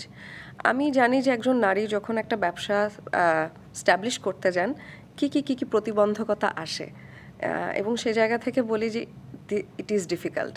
এবং আমাকে এরকম দুই একটা জায়গাতে কথা বলার জন্য ব্যবসা নিয়ে ডাকা হয়েছিল। আমি খুবই ছোট মানুষ, আমার কাছে মনে হয় যে এই বিষয়গুলো নিয়ে আমি কথা বলার মতো অবস্থানে যাইনি। নিজের এক্সপিরিয়েন্স থেকে বলতে পারি যে প্রতিটা স্টেপ আসলে নিজেকেই পাড়ি দেওয়া উচিত, হেল্প করার জন্য কেউই আসে না। ফ্যামিলি থাকলেও হয়তো ফ্যামিলি ওইভাবে করে, কারণ সবাই সবার কাজ নিয়ে ব্যস্ত। আমার মনে হয় যে আসলে স্পোর্টিংলি প্রবলেমগুলোকে সলভ করে আগায় যাইতে হয়, কারণ আমার সামনে প্রবলেম আছে বলে আমি বসে আছি, আমি প্রবলেমকে সলভও করতে পারবো না, আমি সামনে এগোতে পারবো না, জাস্ট গো থ্রু ইট। আমি এটা করেছি, আমার সামনে এখনও যে প্রবলেম আসে আমার এমনও হয়, যেহেতু পুরনো বাড়িতে আমার দোকান, দেখা যাচ্ছে বৃষ্টির সময়ে পানি পড়ছে, তো আমি ওটা নিয়ে ফ্রাস্ট্রেটেড হই না, বিরক্ত হই না, ওটার আমি সলভ কী করতে পারি ওই মোমেন্টে, কারণ আমি তো বাড়ির ইনফ্রাস্ট্রাকচার চেঞ্জ করতে পারবো না, আমি হয়তো বালতিটাই দিয়ে রাখছি বা পানিটা মুছে পরিষ্কার করছি। তো জাস্ট ছোট একটা কথাই বললাম যে আমার কাছে মনে হয় যে প্রবলেম আসলে প্রবলেমের সলিউশনটা করার মানে তরিকাটা খুঁজে নিয়ে সলিউশনটা করে ফেলা উচিত। মানে আল্লাহ আপনাকে সব দিয়েছেন, মানে সুন্দর চেহারা তো দিয়েছেন, সুন্দর মন দিয়েছেন, সুন্দর দর্শন দিয়েছেন। আমি অনেক কিছু শিখছি আপনার কাছ থেকে। একদমই না, আমি শেখানোর মতো, জানেন আমি শেখানোর মতো জায়গাতে নেই, I am such a boring person. I don't think so. Anyway, আপনার সাথে আমি যে কয়েকজনের নাম বলছিলাম যে অনেক তারকাদের দেখি, সেটা কণা হোক কিংবা সামিয়া হোক কিংবা আফরোজা আপা হোক, আফরোজা পারভিন এবং নাবিলা, কখনো আমরা মমকে দেখি, কখনো আর কার কথা বলবো, বাঁধনকেও দেখতাম কিংবা পূর্ণিমাকেও দেখেছি বেশ কয়েকবার, নুসরাত ফারিয়া, এরকম আরও অনেককে। তো অনেকের কাছ থেকে আমি একটা আপনাকে নিয়ে অভিযোগও শোনাচ্ছি। কি অভিযোগ? সেটি হচ্ছে সবাই যখন একসাথে থাকে সবাই ছবি তুলে, কিন্তু আপনি ছবি তুলতে চান না, কিংবা তুললেও সেটা আপ করতে মানা করেন, সেটি কেন? বিশ্বাস করেন আমি না পারি ছবি তোলার জন্য প্রপারলি পোজ দিতে। এখন না এই কথাটা সবাই বলে হ্যাঁ নখরা করে বলছে, হ্যাঁ একটা সময় ফটোশ্যুট করেছি, মডেল ছিলাম, নাটক করেছি, সব ঠিক আছে, ক্যামেরার সামনে থাকতাম, বাট এখন অসম্ভব ক্যামেরা শাই আমি জানি না কিভাবে পোজ দিতে হয়। কেউ যদি আমাকে বলে আপু চলেন একটা সেলফি তুলি, আপনি সেলফিটা তুলেন, আমি জানি না যে সেলফি ক্যামেরাটা কোন অ্যাঙ্গেলে কিভাবে ধরতে হয়। বিশ্বাস করেন সত্যি কথা বলছি, আমি ক্যামেরার ব্যাপারে অসম্ভব শাই। আচ্ছা, বিশ্বাস করলাম, এবং সেই সাথে আপনাকে বিশ্বাস করতে হবে। এর পেছনে কারণ হচ্ছে এই যে আপনি একটা ছুটি নিয়েছেন, সেটার হয়তো এটা একটা এফেক্ট। আপনি যদি নিয়মিত হন এটা আর থাকবে না। নিয়মিত কি আসলে হওয়া হবে কখনো? মানে আপনি যদি চান সেটা নিয়মিত যে 30 দিন আপনার নাটক করতে হবে সেটা না, নিয়মিত হচ্ছে আপনি ভালো ভালো সিনেমা করবেন, ভালো ভালো ওয়েব সিরিজ, ওয়েব ফিল্ম করবেন, স্পেশাল কোনো নাটক বিশেষ দিবসে করতেও পারেন, দ্যাটস ইট। সেটা তো হতেই পারে। হতেই পারে, I am ready, I am here. কিংবা সেটা শুধু এই দেশে না, আপনার দেশের বাইরেও তো কাজ করতেই পারেন। বাহ, বললাম তো শিল্পী হিসেবে আমি রেডি। এখন আমাকে নিয়ে কাজ করার চিন্তা, আমার পিছনে ইনভেস্ট করা, যারা এটা ভাববেন, যাদের ওই সাহস থাকবে, ওই শক্তি সঞ্চয় করার মতো, ওই মনের শক্তি সঞ্চয় করার মতো অবস্থা থাকবে, আই এম রেডি হিয়ার। আমি এতটুকুই বলতে পারি। বিন্দু, এবার একটু নড়ে চড়ে বসে আরেকটি টপিকে কথা বলবো, একটু বাচ্চাকালের লাভ স্টোরিগুলো নিয়ে। লাভ স্টোরি নিয়ে কথা তাদের সাথেই বলা যায় যাদের আসলে ঝুলিতে অসংখ্য লাভ স্টোরি আছে। একটি নিয়ে বলি, না মানে একটির কথাই আমি জানি আসলে। সেটি হচ্ছে আমাদের চিত্রনায়ক আরিফিন শুভ। তার সাথে আপনার অন অ্যান্ড অফ দু জায়গাতে খুব ভালো একটা কেমিস্ট্রি ছিল, ভেঙে গেল কেন? অনস্ক্রিন কেমিস্ট্রি ওনার সাথে আমার অসম্ভব ভালো, এটা সত্যি। এবং আমি যদি কয়েকটা নাটকের নাম বলি, জি। অনাকাঙ্ক্ষিত, বিভ্রান্ত, তারপরে ভালোবাসি তাই, তবুও ভালোবাসি, দুটো ঘাস ফড়িং ও একটা মৃত্যু, এরকম অনেক নাটক ছিল আপনার। অনেক নাটক, জি। কেমিস্ট্রি কিভাবে বিল্ড আপ হয় আসলে আমার কাছে মনে হয় যে দুজন শিল্পীর আসলে পারস্পরিক বোঝাপড়ার জায়গা থেকে তার ভালো মন্দ সে কমফর্ট ফিল করছে কিনা বা আনকমফর্টেবল কিনা, এই জায়গাগুলো মানে একটা মানুষের কম্প্যাশন থাকা দরকার আসলে। আমি আপনি কেমন ফিল করছেন এটা ফিল করার জন্য আসলে আমাকে একটা ভালো মানুষ হতে হবে আগে, এবং তারপরে আমি আসলে নিজের কমফর্ট জোনটা সিকিউর করার পর আপনারটা চিন্তা করব। আমার কাছে মনে হয়েছে আমি যাদের সাথে কাজ করেছি, সেটা আরফিন শুভ হোক, অপূর্ব হোক, সজল ভাই হোক, প্রত্যেকে না আমার ব্যাপারে অনেক কেয়ারিং ছিলেন এবং অনেক সাপোর্টিভ ছিলেন। কখনো এমন হয়নি যে আমাকে কোনো ক্যারেক্টারে স্যাবোটাজ করেছেন, অ্যাক্ট সিন একটা কমিয়ে দিয়েছেন, বা আচ্ছা এখানেও লাইটটা নষ্ট করে দিই ও দেখতে খারাপ লাগুক। এটা আমার সাথে আমার সহ অভিনেতা যারা ছিলেন কোনোদিনই করেননি, এবং শুভর সাথেও আমার জার্নিটা সেমই গেছে। অবশ্যই ওনার সাথে আমার কেমিস্ট্রিটা একটু বেশি ছিল। অসম্ভব ভালো, রসায়নটা পছন্দ করেন দর্শকরা, যেটা 19-20-এও আমরা দেখেছি আর কি। তো কি বলবো আর এখানে। তো আপনাকে এবার একটা স্টেটমেন্ট দিতে হবে, সেটি হচ্ছে গিয়ে শুভর সাথে আপনার প্রেম ছিল না? ছোট ছিলাম, বাচ্চা ছিলাম, সো এখন হ্যাঁ, বিপজ্জনক প্রশ্ন। এখন দেখুন, বিন্দু, আমার একজন প্রশ্নটা হচ্ছে মানুষ- প্রেম ছিল সেটা তো আমি জানি, আমি হ্যাঁ। বলেই দিচ্ছি, হ্যাঁ, আমি বলেই দিচ্ছি, কিন্তু কেন ভেঙে গেল সেটা হচ্ছে আমার প্রশ্ন। এর উত্তর আমার কাছে নাই। আচ্ছা, এখানে কি কোনো থার্ড পারসন ইনভলভ ছিল? Not really. এখন দুটো মানুষের জার্নি যে একসাথে একই ডেস্টিনেশনে শেষ হবে এমন তো আসলে হতে হবে এরকম তো কোনো কথা নেই। একদম। আর আমার কাছে মনে হচ্ছে আমি কাজের ব্যাপারে এত বেশি সিনসিয়ার ছিলাম যে কাজের বাইরে কোনো কিছু নিয়ে অতিরিক্ত চিন্তা ভাবনা করা আমার মাথায় ওই মোমেন্টে কোনো কিছু ছিল না, এবং আমি বিশ্বাস করি যে এটা আমার সহ অভিনেতা যার কথা বলছেন ওনার মাথাও ছিল না। আমরা সবাই আসলে কাজই করেছি পাগলের মতো, কাজটাকে আমরা অসম্ভব ভালোবাসি। তবে গুড টু নো দ্যাট আপনারা আবার ব্যাক করেছেন, মানে 3 বছর আগে আপনি যে 19-20-এ কাজ করেছেন এবং সেটি শুভর সাথে, জি। সেটি দেখে আমাদের সবার খুব ভালো লেগেছে, কারণ আমরা প্রিয় জুটিদের মিস করি এবং আপনাকে শুভর সাথে এত বেশি দারুণ মানায়, তা আমি চাই যে আপনাদের জুটি আরো বেশি কাজ করুন। অবশ্যই আমরা একসাথে কাজ করব যদি সুযোগ হয়, ব্যাটে বলে মিলে, এবং আপনারা যদি কাজে নেন তাহলে। অবশ্যই।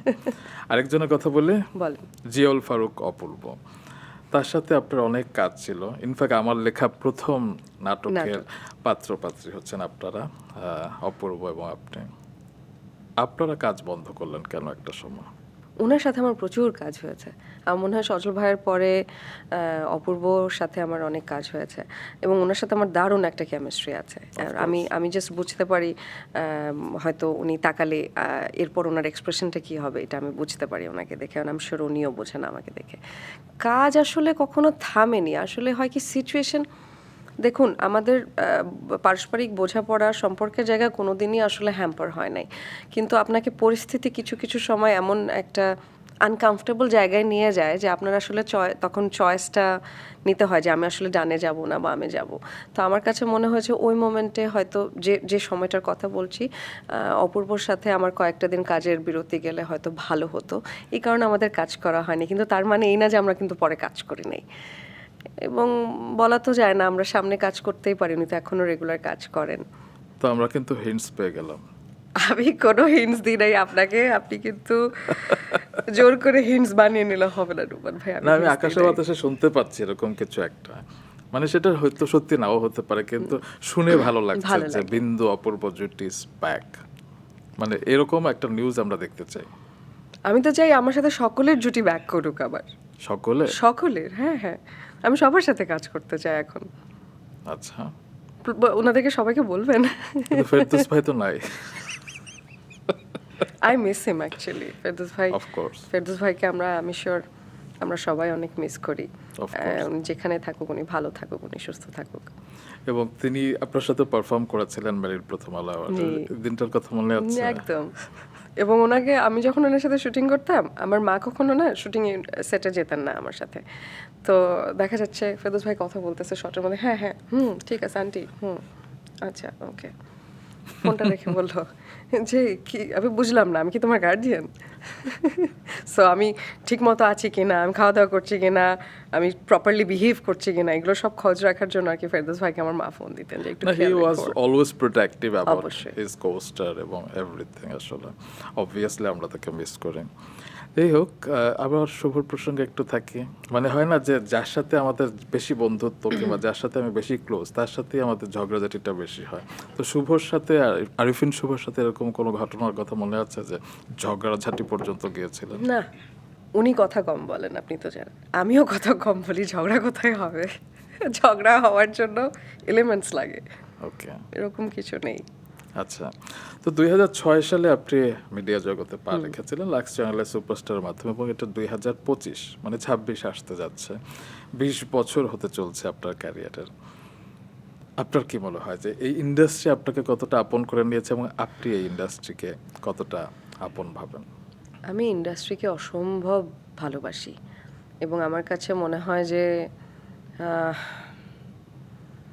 আমার বাবা মা, আমার ভাই সবচেয়ে আপন এবং সবচেয়ে ইম্পর্ট্যান্ট মানুষ আমার জীবনে।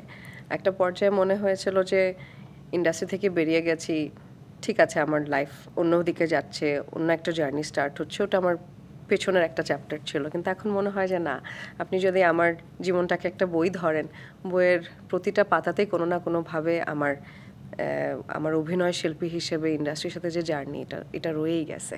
এবং আমি যেটা বলছি, আমি কথাবার্তা বলার ব্যাপারে খুব, আমাকে অনেকে ভুল বোঝেন যে আমি আসলে কথা বলি না, না কুচু, এই ওয়ার্ডটাই বললাম।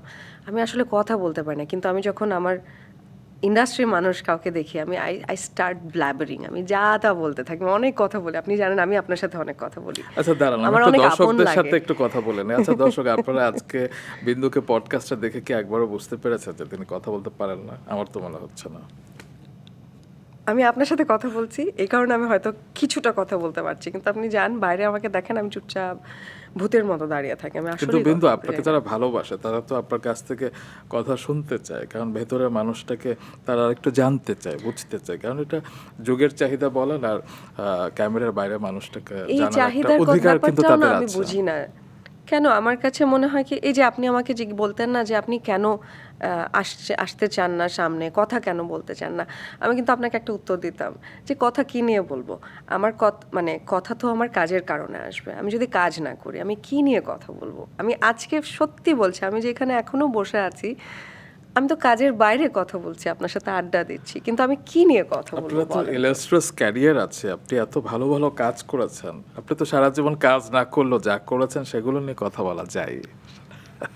পেছনের দিকে আর ফিরে কত তাকাবো? পেছনের দিক থেকে আসলে সুখের সময়টাই নেই, ভালো লাগার সময়টুকু চিন্তা করি, কিন্তু ওইটা নিয়ে আসলে কতখানি কথা বলবো, কতক্ষণ কথা বলবো? আচ্ছা চলেন একটু গসিপ করে।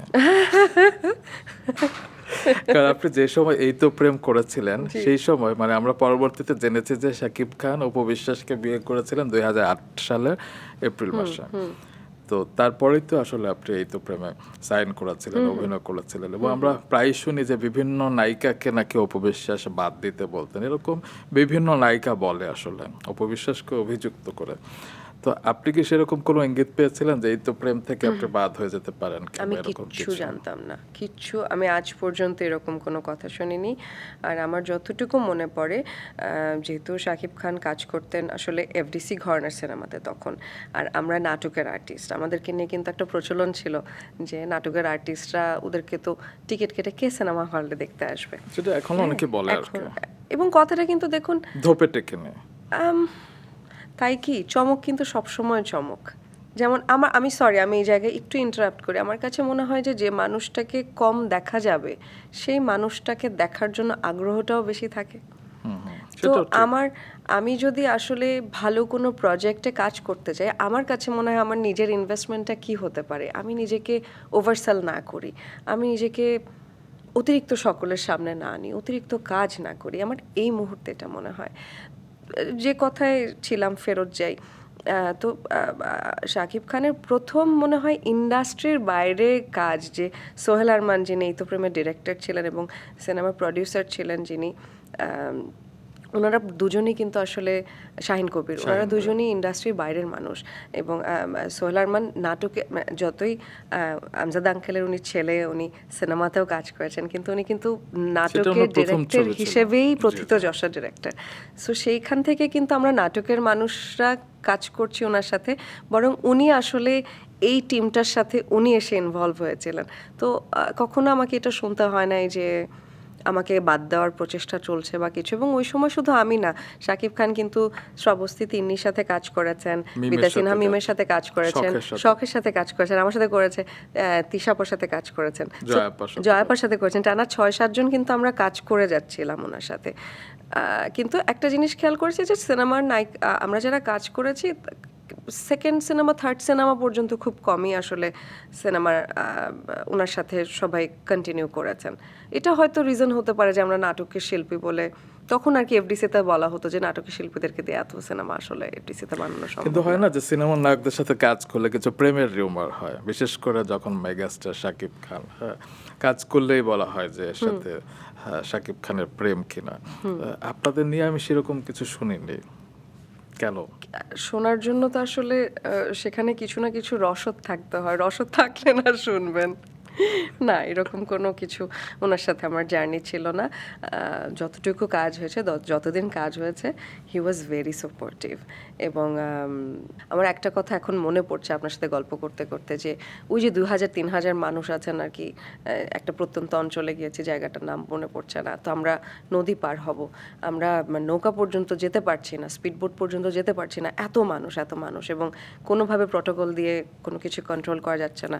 ওই মুহূর্তে উনি তো শাকিব খান, শাকিব খান, সবাই তো ওনাকে দেখছে, আমি তো আই এম নোবডি।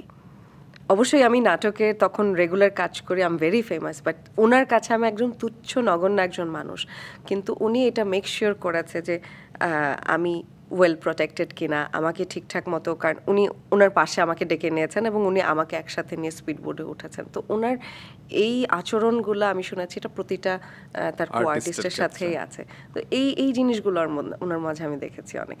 উনি যখন গ্রামে গঞ্জে খাবার তো অ্যাভেলেবল ছিল না, তো কোনো খাবার যদি এরকম আসতো তো জিজ্ঞেস করতো যে হিরোইনকে খাবারটা পাঠিয়েছে, উনি খেয়েছেন। তো উনি এই ধরনের টেক কেয়ারও করেছেন আমার। একদম, সেটা আমিও দেখেছি যে তিনি সবার ব্যাপারে বেশ কশাস এবং সচেতন থাকে।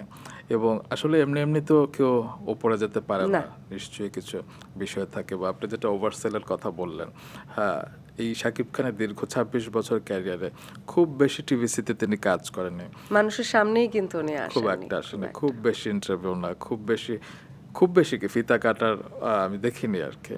তো আমি যদি তারকাদের ক্ষেত্রে বলি, এটা তো আসলে অনুষঙ্গ হয়ে গেছে এখন, কারণ এখন কাজ হচ্ছে কম, আর সবাই অন্যদিকে বেশি ব্যস্ত থাকছে। কেউ হয়তো স্টেজ শো করছে, কেউ হয়তো কোনো শোরুম ওপেনিং হচ্ছে। আপনিও নিশ্চয়ই এরকম অনেক অফার পান। না, আমি পাই না।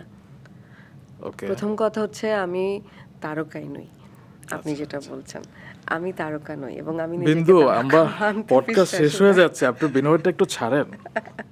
আমি আপনাকে যা বলছি এখানে অসম্ভব সত্যি কথা বলছি। আমাকে কেউ ফিতা কাটতেও ডাকেন না।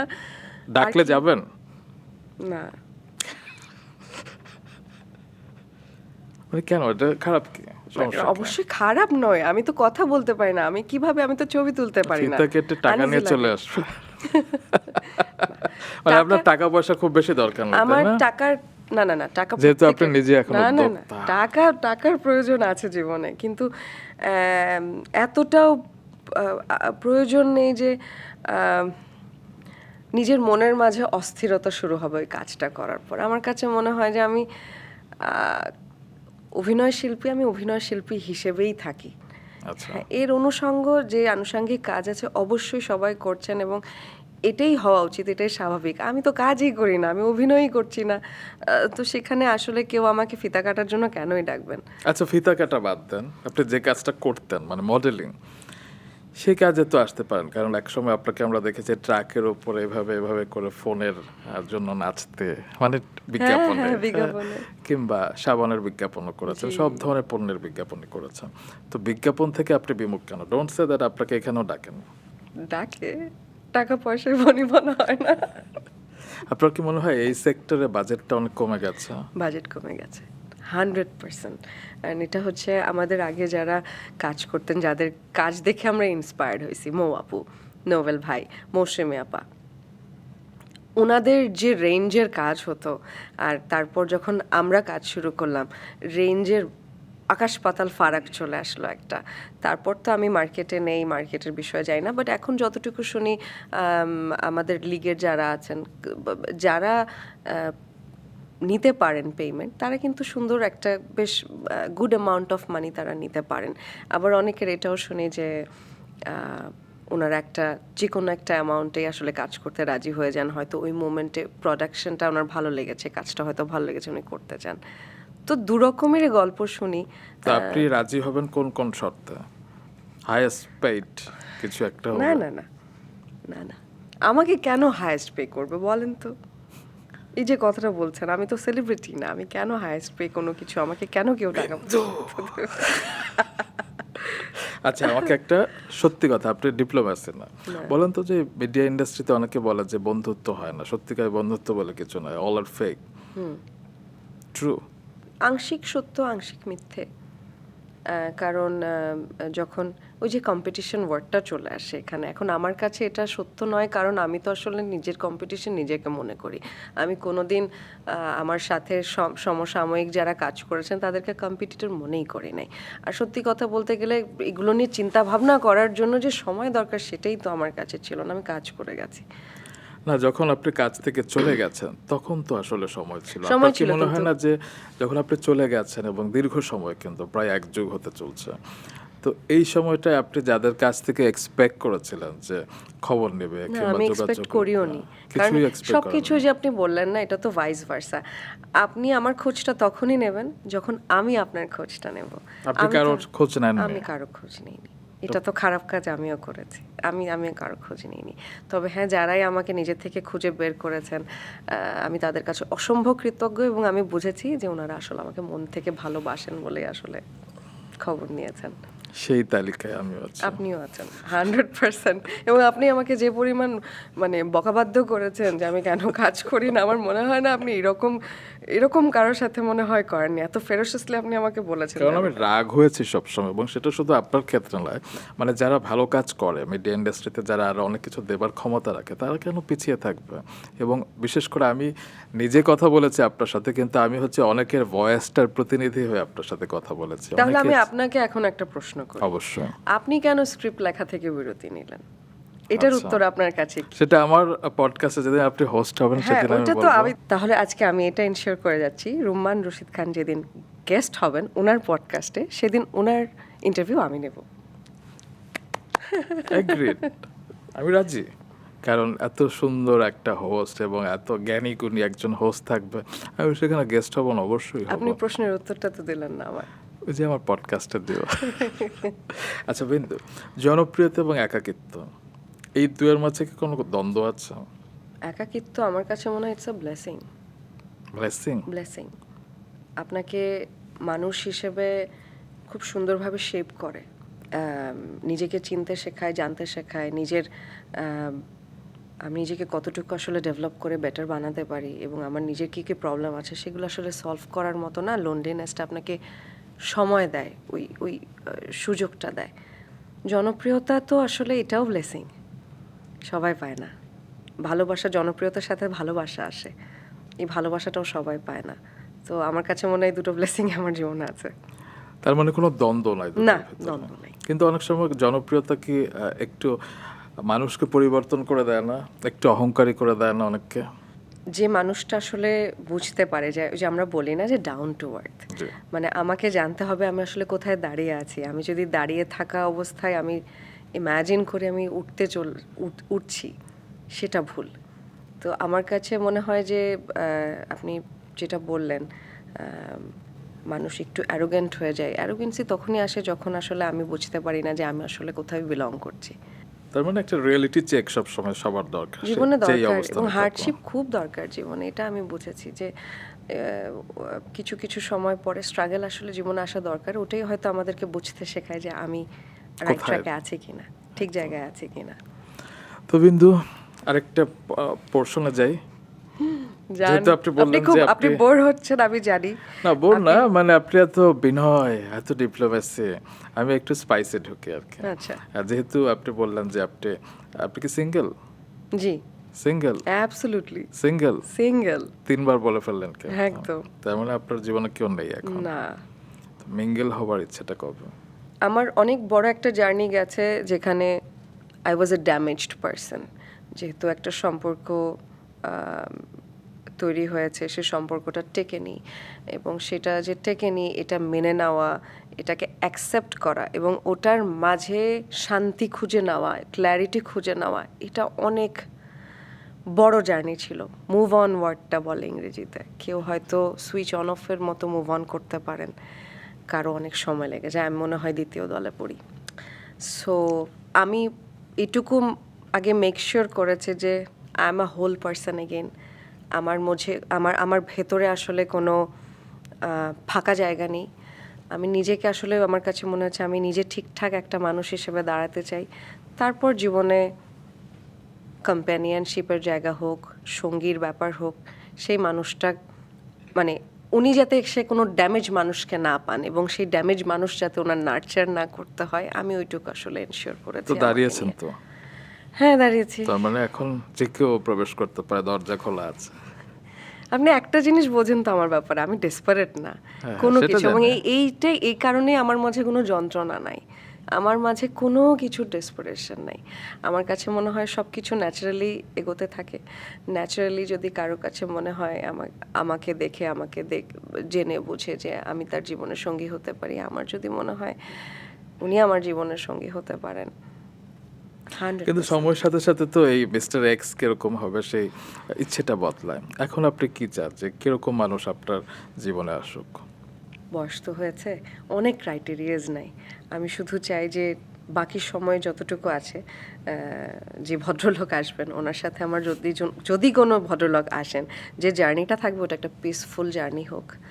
দুজন মিলে একটা টিম, যেটা আপনি এত বছর ধরে বিবাহিত আছেন, যেটা স্বাভাবিক, আলহামদুলিল্লাহ। আলহামদুলিল্লাহ। যেটা হয় যে একটা টিম, আপনাদের সম্পর্ক দেখেছে, আপনার মিতুভাবির সম্পর্ক, আমি একটা টিম দেখতে চাই।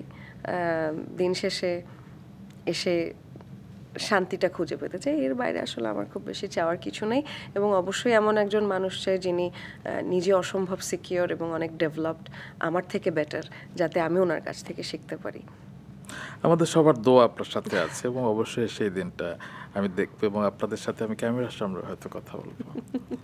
আপনি আমার জন্য এটা দোয়া করেন যে আমি যাতে সুস্থ থাকতে পারি, অবশ্যই। আমি ভালো থাকতে পারি, এবং আগামী 8 বছর পরও যাতে আপনার সাথে এরকম পডকাস্টে একইভাবে কথা বলতে পারি। মানে কি আপনি কি 8 বছরের মধ্যে আর আমার সাথে দেখা করবেন কথার না, কথা কথা বলবেন বলছি, না? কথার আবার কথা ব্রেক বলছি। নেবেন? না, তাহলে কিন্তু আজ থামবো না, কথা চালিয়ে যাও। সবাই বোর হয়ে যাবে, কিন্তু এখানে যারা আছেন ভাইরা সবাই মানে কিন্তু বোর হয়ে যাচ্ছে একদম না। অলরেডি। আচ্ছা ধরেন এখানে আয়না আছে, আমি নাই, আয়নাকে আপনি সবচেয়ে বেশি কি প্রশ্ন করেন, মানে নিজেকে দেখে? I love myself. এটা কি আমি কাইনার আয়নাকে মতো দেখে যা উই মেট? মনে হয় ওনার এইসব কিছু ক্যারেক্টারিস্টিক্স আমার মাঝে, আমি আমাকে অসম্ভব ভালোবাসি। আমাকে কেউ কিছু যদি বলে you look pretty today, I know, thank you, thank you ওয়ার্ডটা আগে আসে, আই নো। সো তো কি প্রশ্ন করেন আপনি নিজেকে সবচেয়ে বেশি? তুমি এত সুন্দর কেন? না, আচ্ছা, তুমি এরকমই থাকবা, মেক শিওর যে তুমি এরকমই আছো। এটা প্রশ্ন, এটা প্রশ্ন না, এটা আমার ওর কাছে প্রমিস থাকে। আচ্ছা, ক্যামেরার আলো এবং বাস্তবের অন্ধকার কোনটি বেশি চ্যালেঞ্জিং, কোনটি বেশি টাফ? জীবনের অন্ধকারের জায়গাটা অবশ্যই। ক্যামেরার আলো তো অনেক এক্সাইটিং। হয় না যে আপনি ননস্টপ কাজ করছেন ক্যামেরার আলো, কিংবা আপনি যখন 35-এ কাজ করতেন ঘের ঘের ঘের ঘের সাউন্ড, হ্যাঁ, কিংবা সেই জিনিসটা আর বাস্তবের অন্ধকার? অসম্ভব আনন্দ পেতাম। আমার কাছে প্রতিটা দিন মনে হতো ঘুম থেকে উঠতাম আর মনে হতো যে আমি আবার নতুন করে দিন শুরু করছি। আমার কারণ ওই যে নাটক যেহেতু 1 ঘন্টার করতাম, দুদিন পর পর নতুন ক্যারেক্টার, নতুন সেট, নতুন ডিরেক্টর, নতুন কাস্টিং।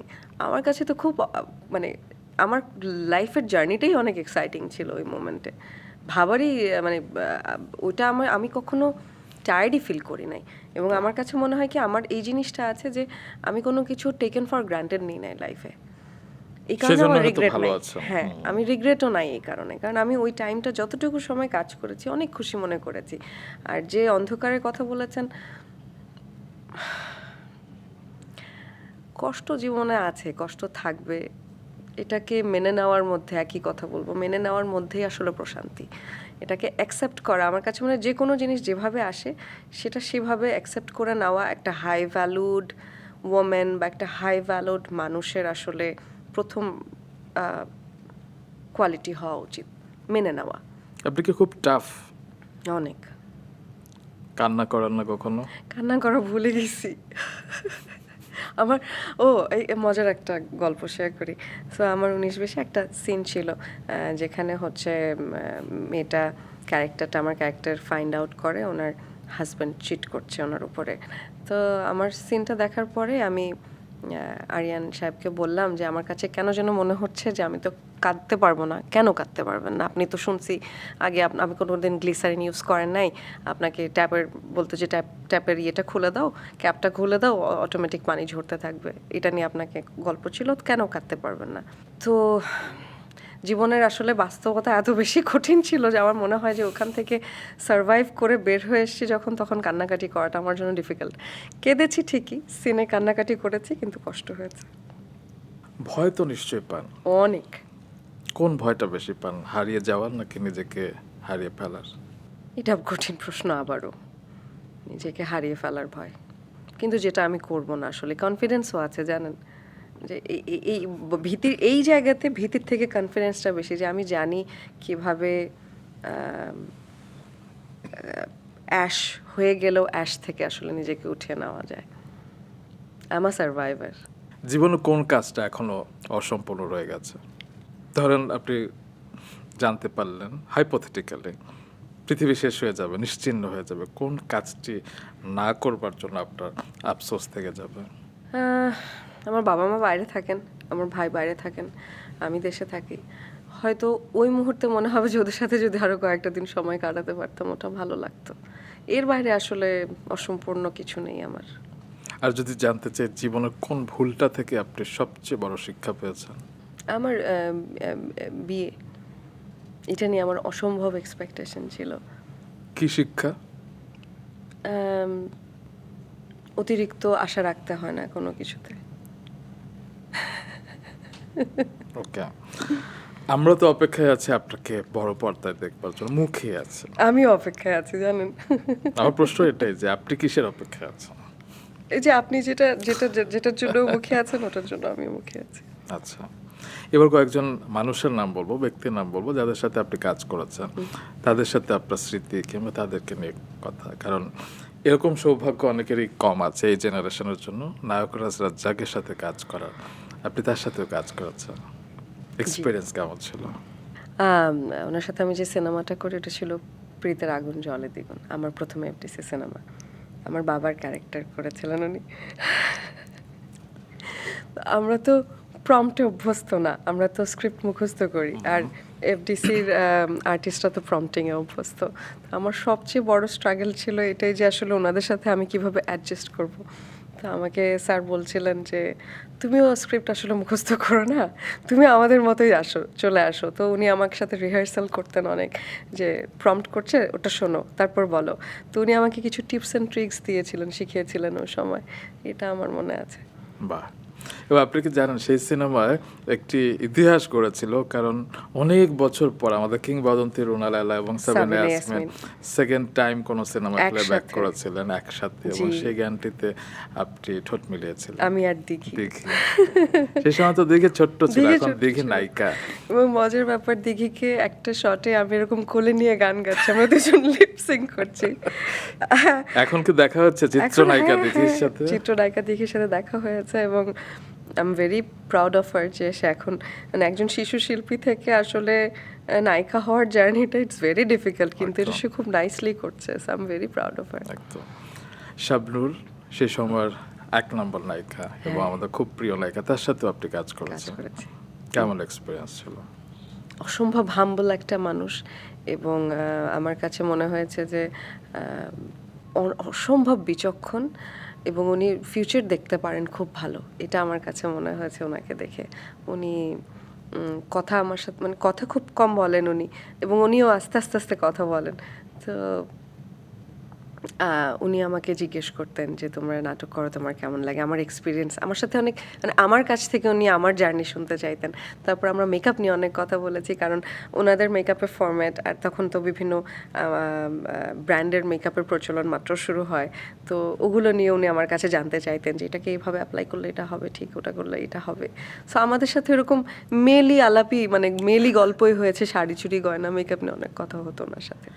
আরেকজনের কথা জানতে চাইবো, আমার লেখা প্রথম নাটকে আপনি অপূর্ব ছাড়াও তিনি ছিলেন এবং কেন্দ্রীয় চরিত্রে অভিনয় করেছিলেন আমাদের প্রিয় দিতিমা, দিতি আপা। জি, আমি ওনাকে মিস করি, আমরা সবাই ওনাকে মিস করি।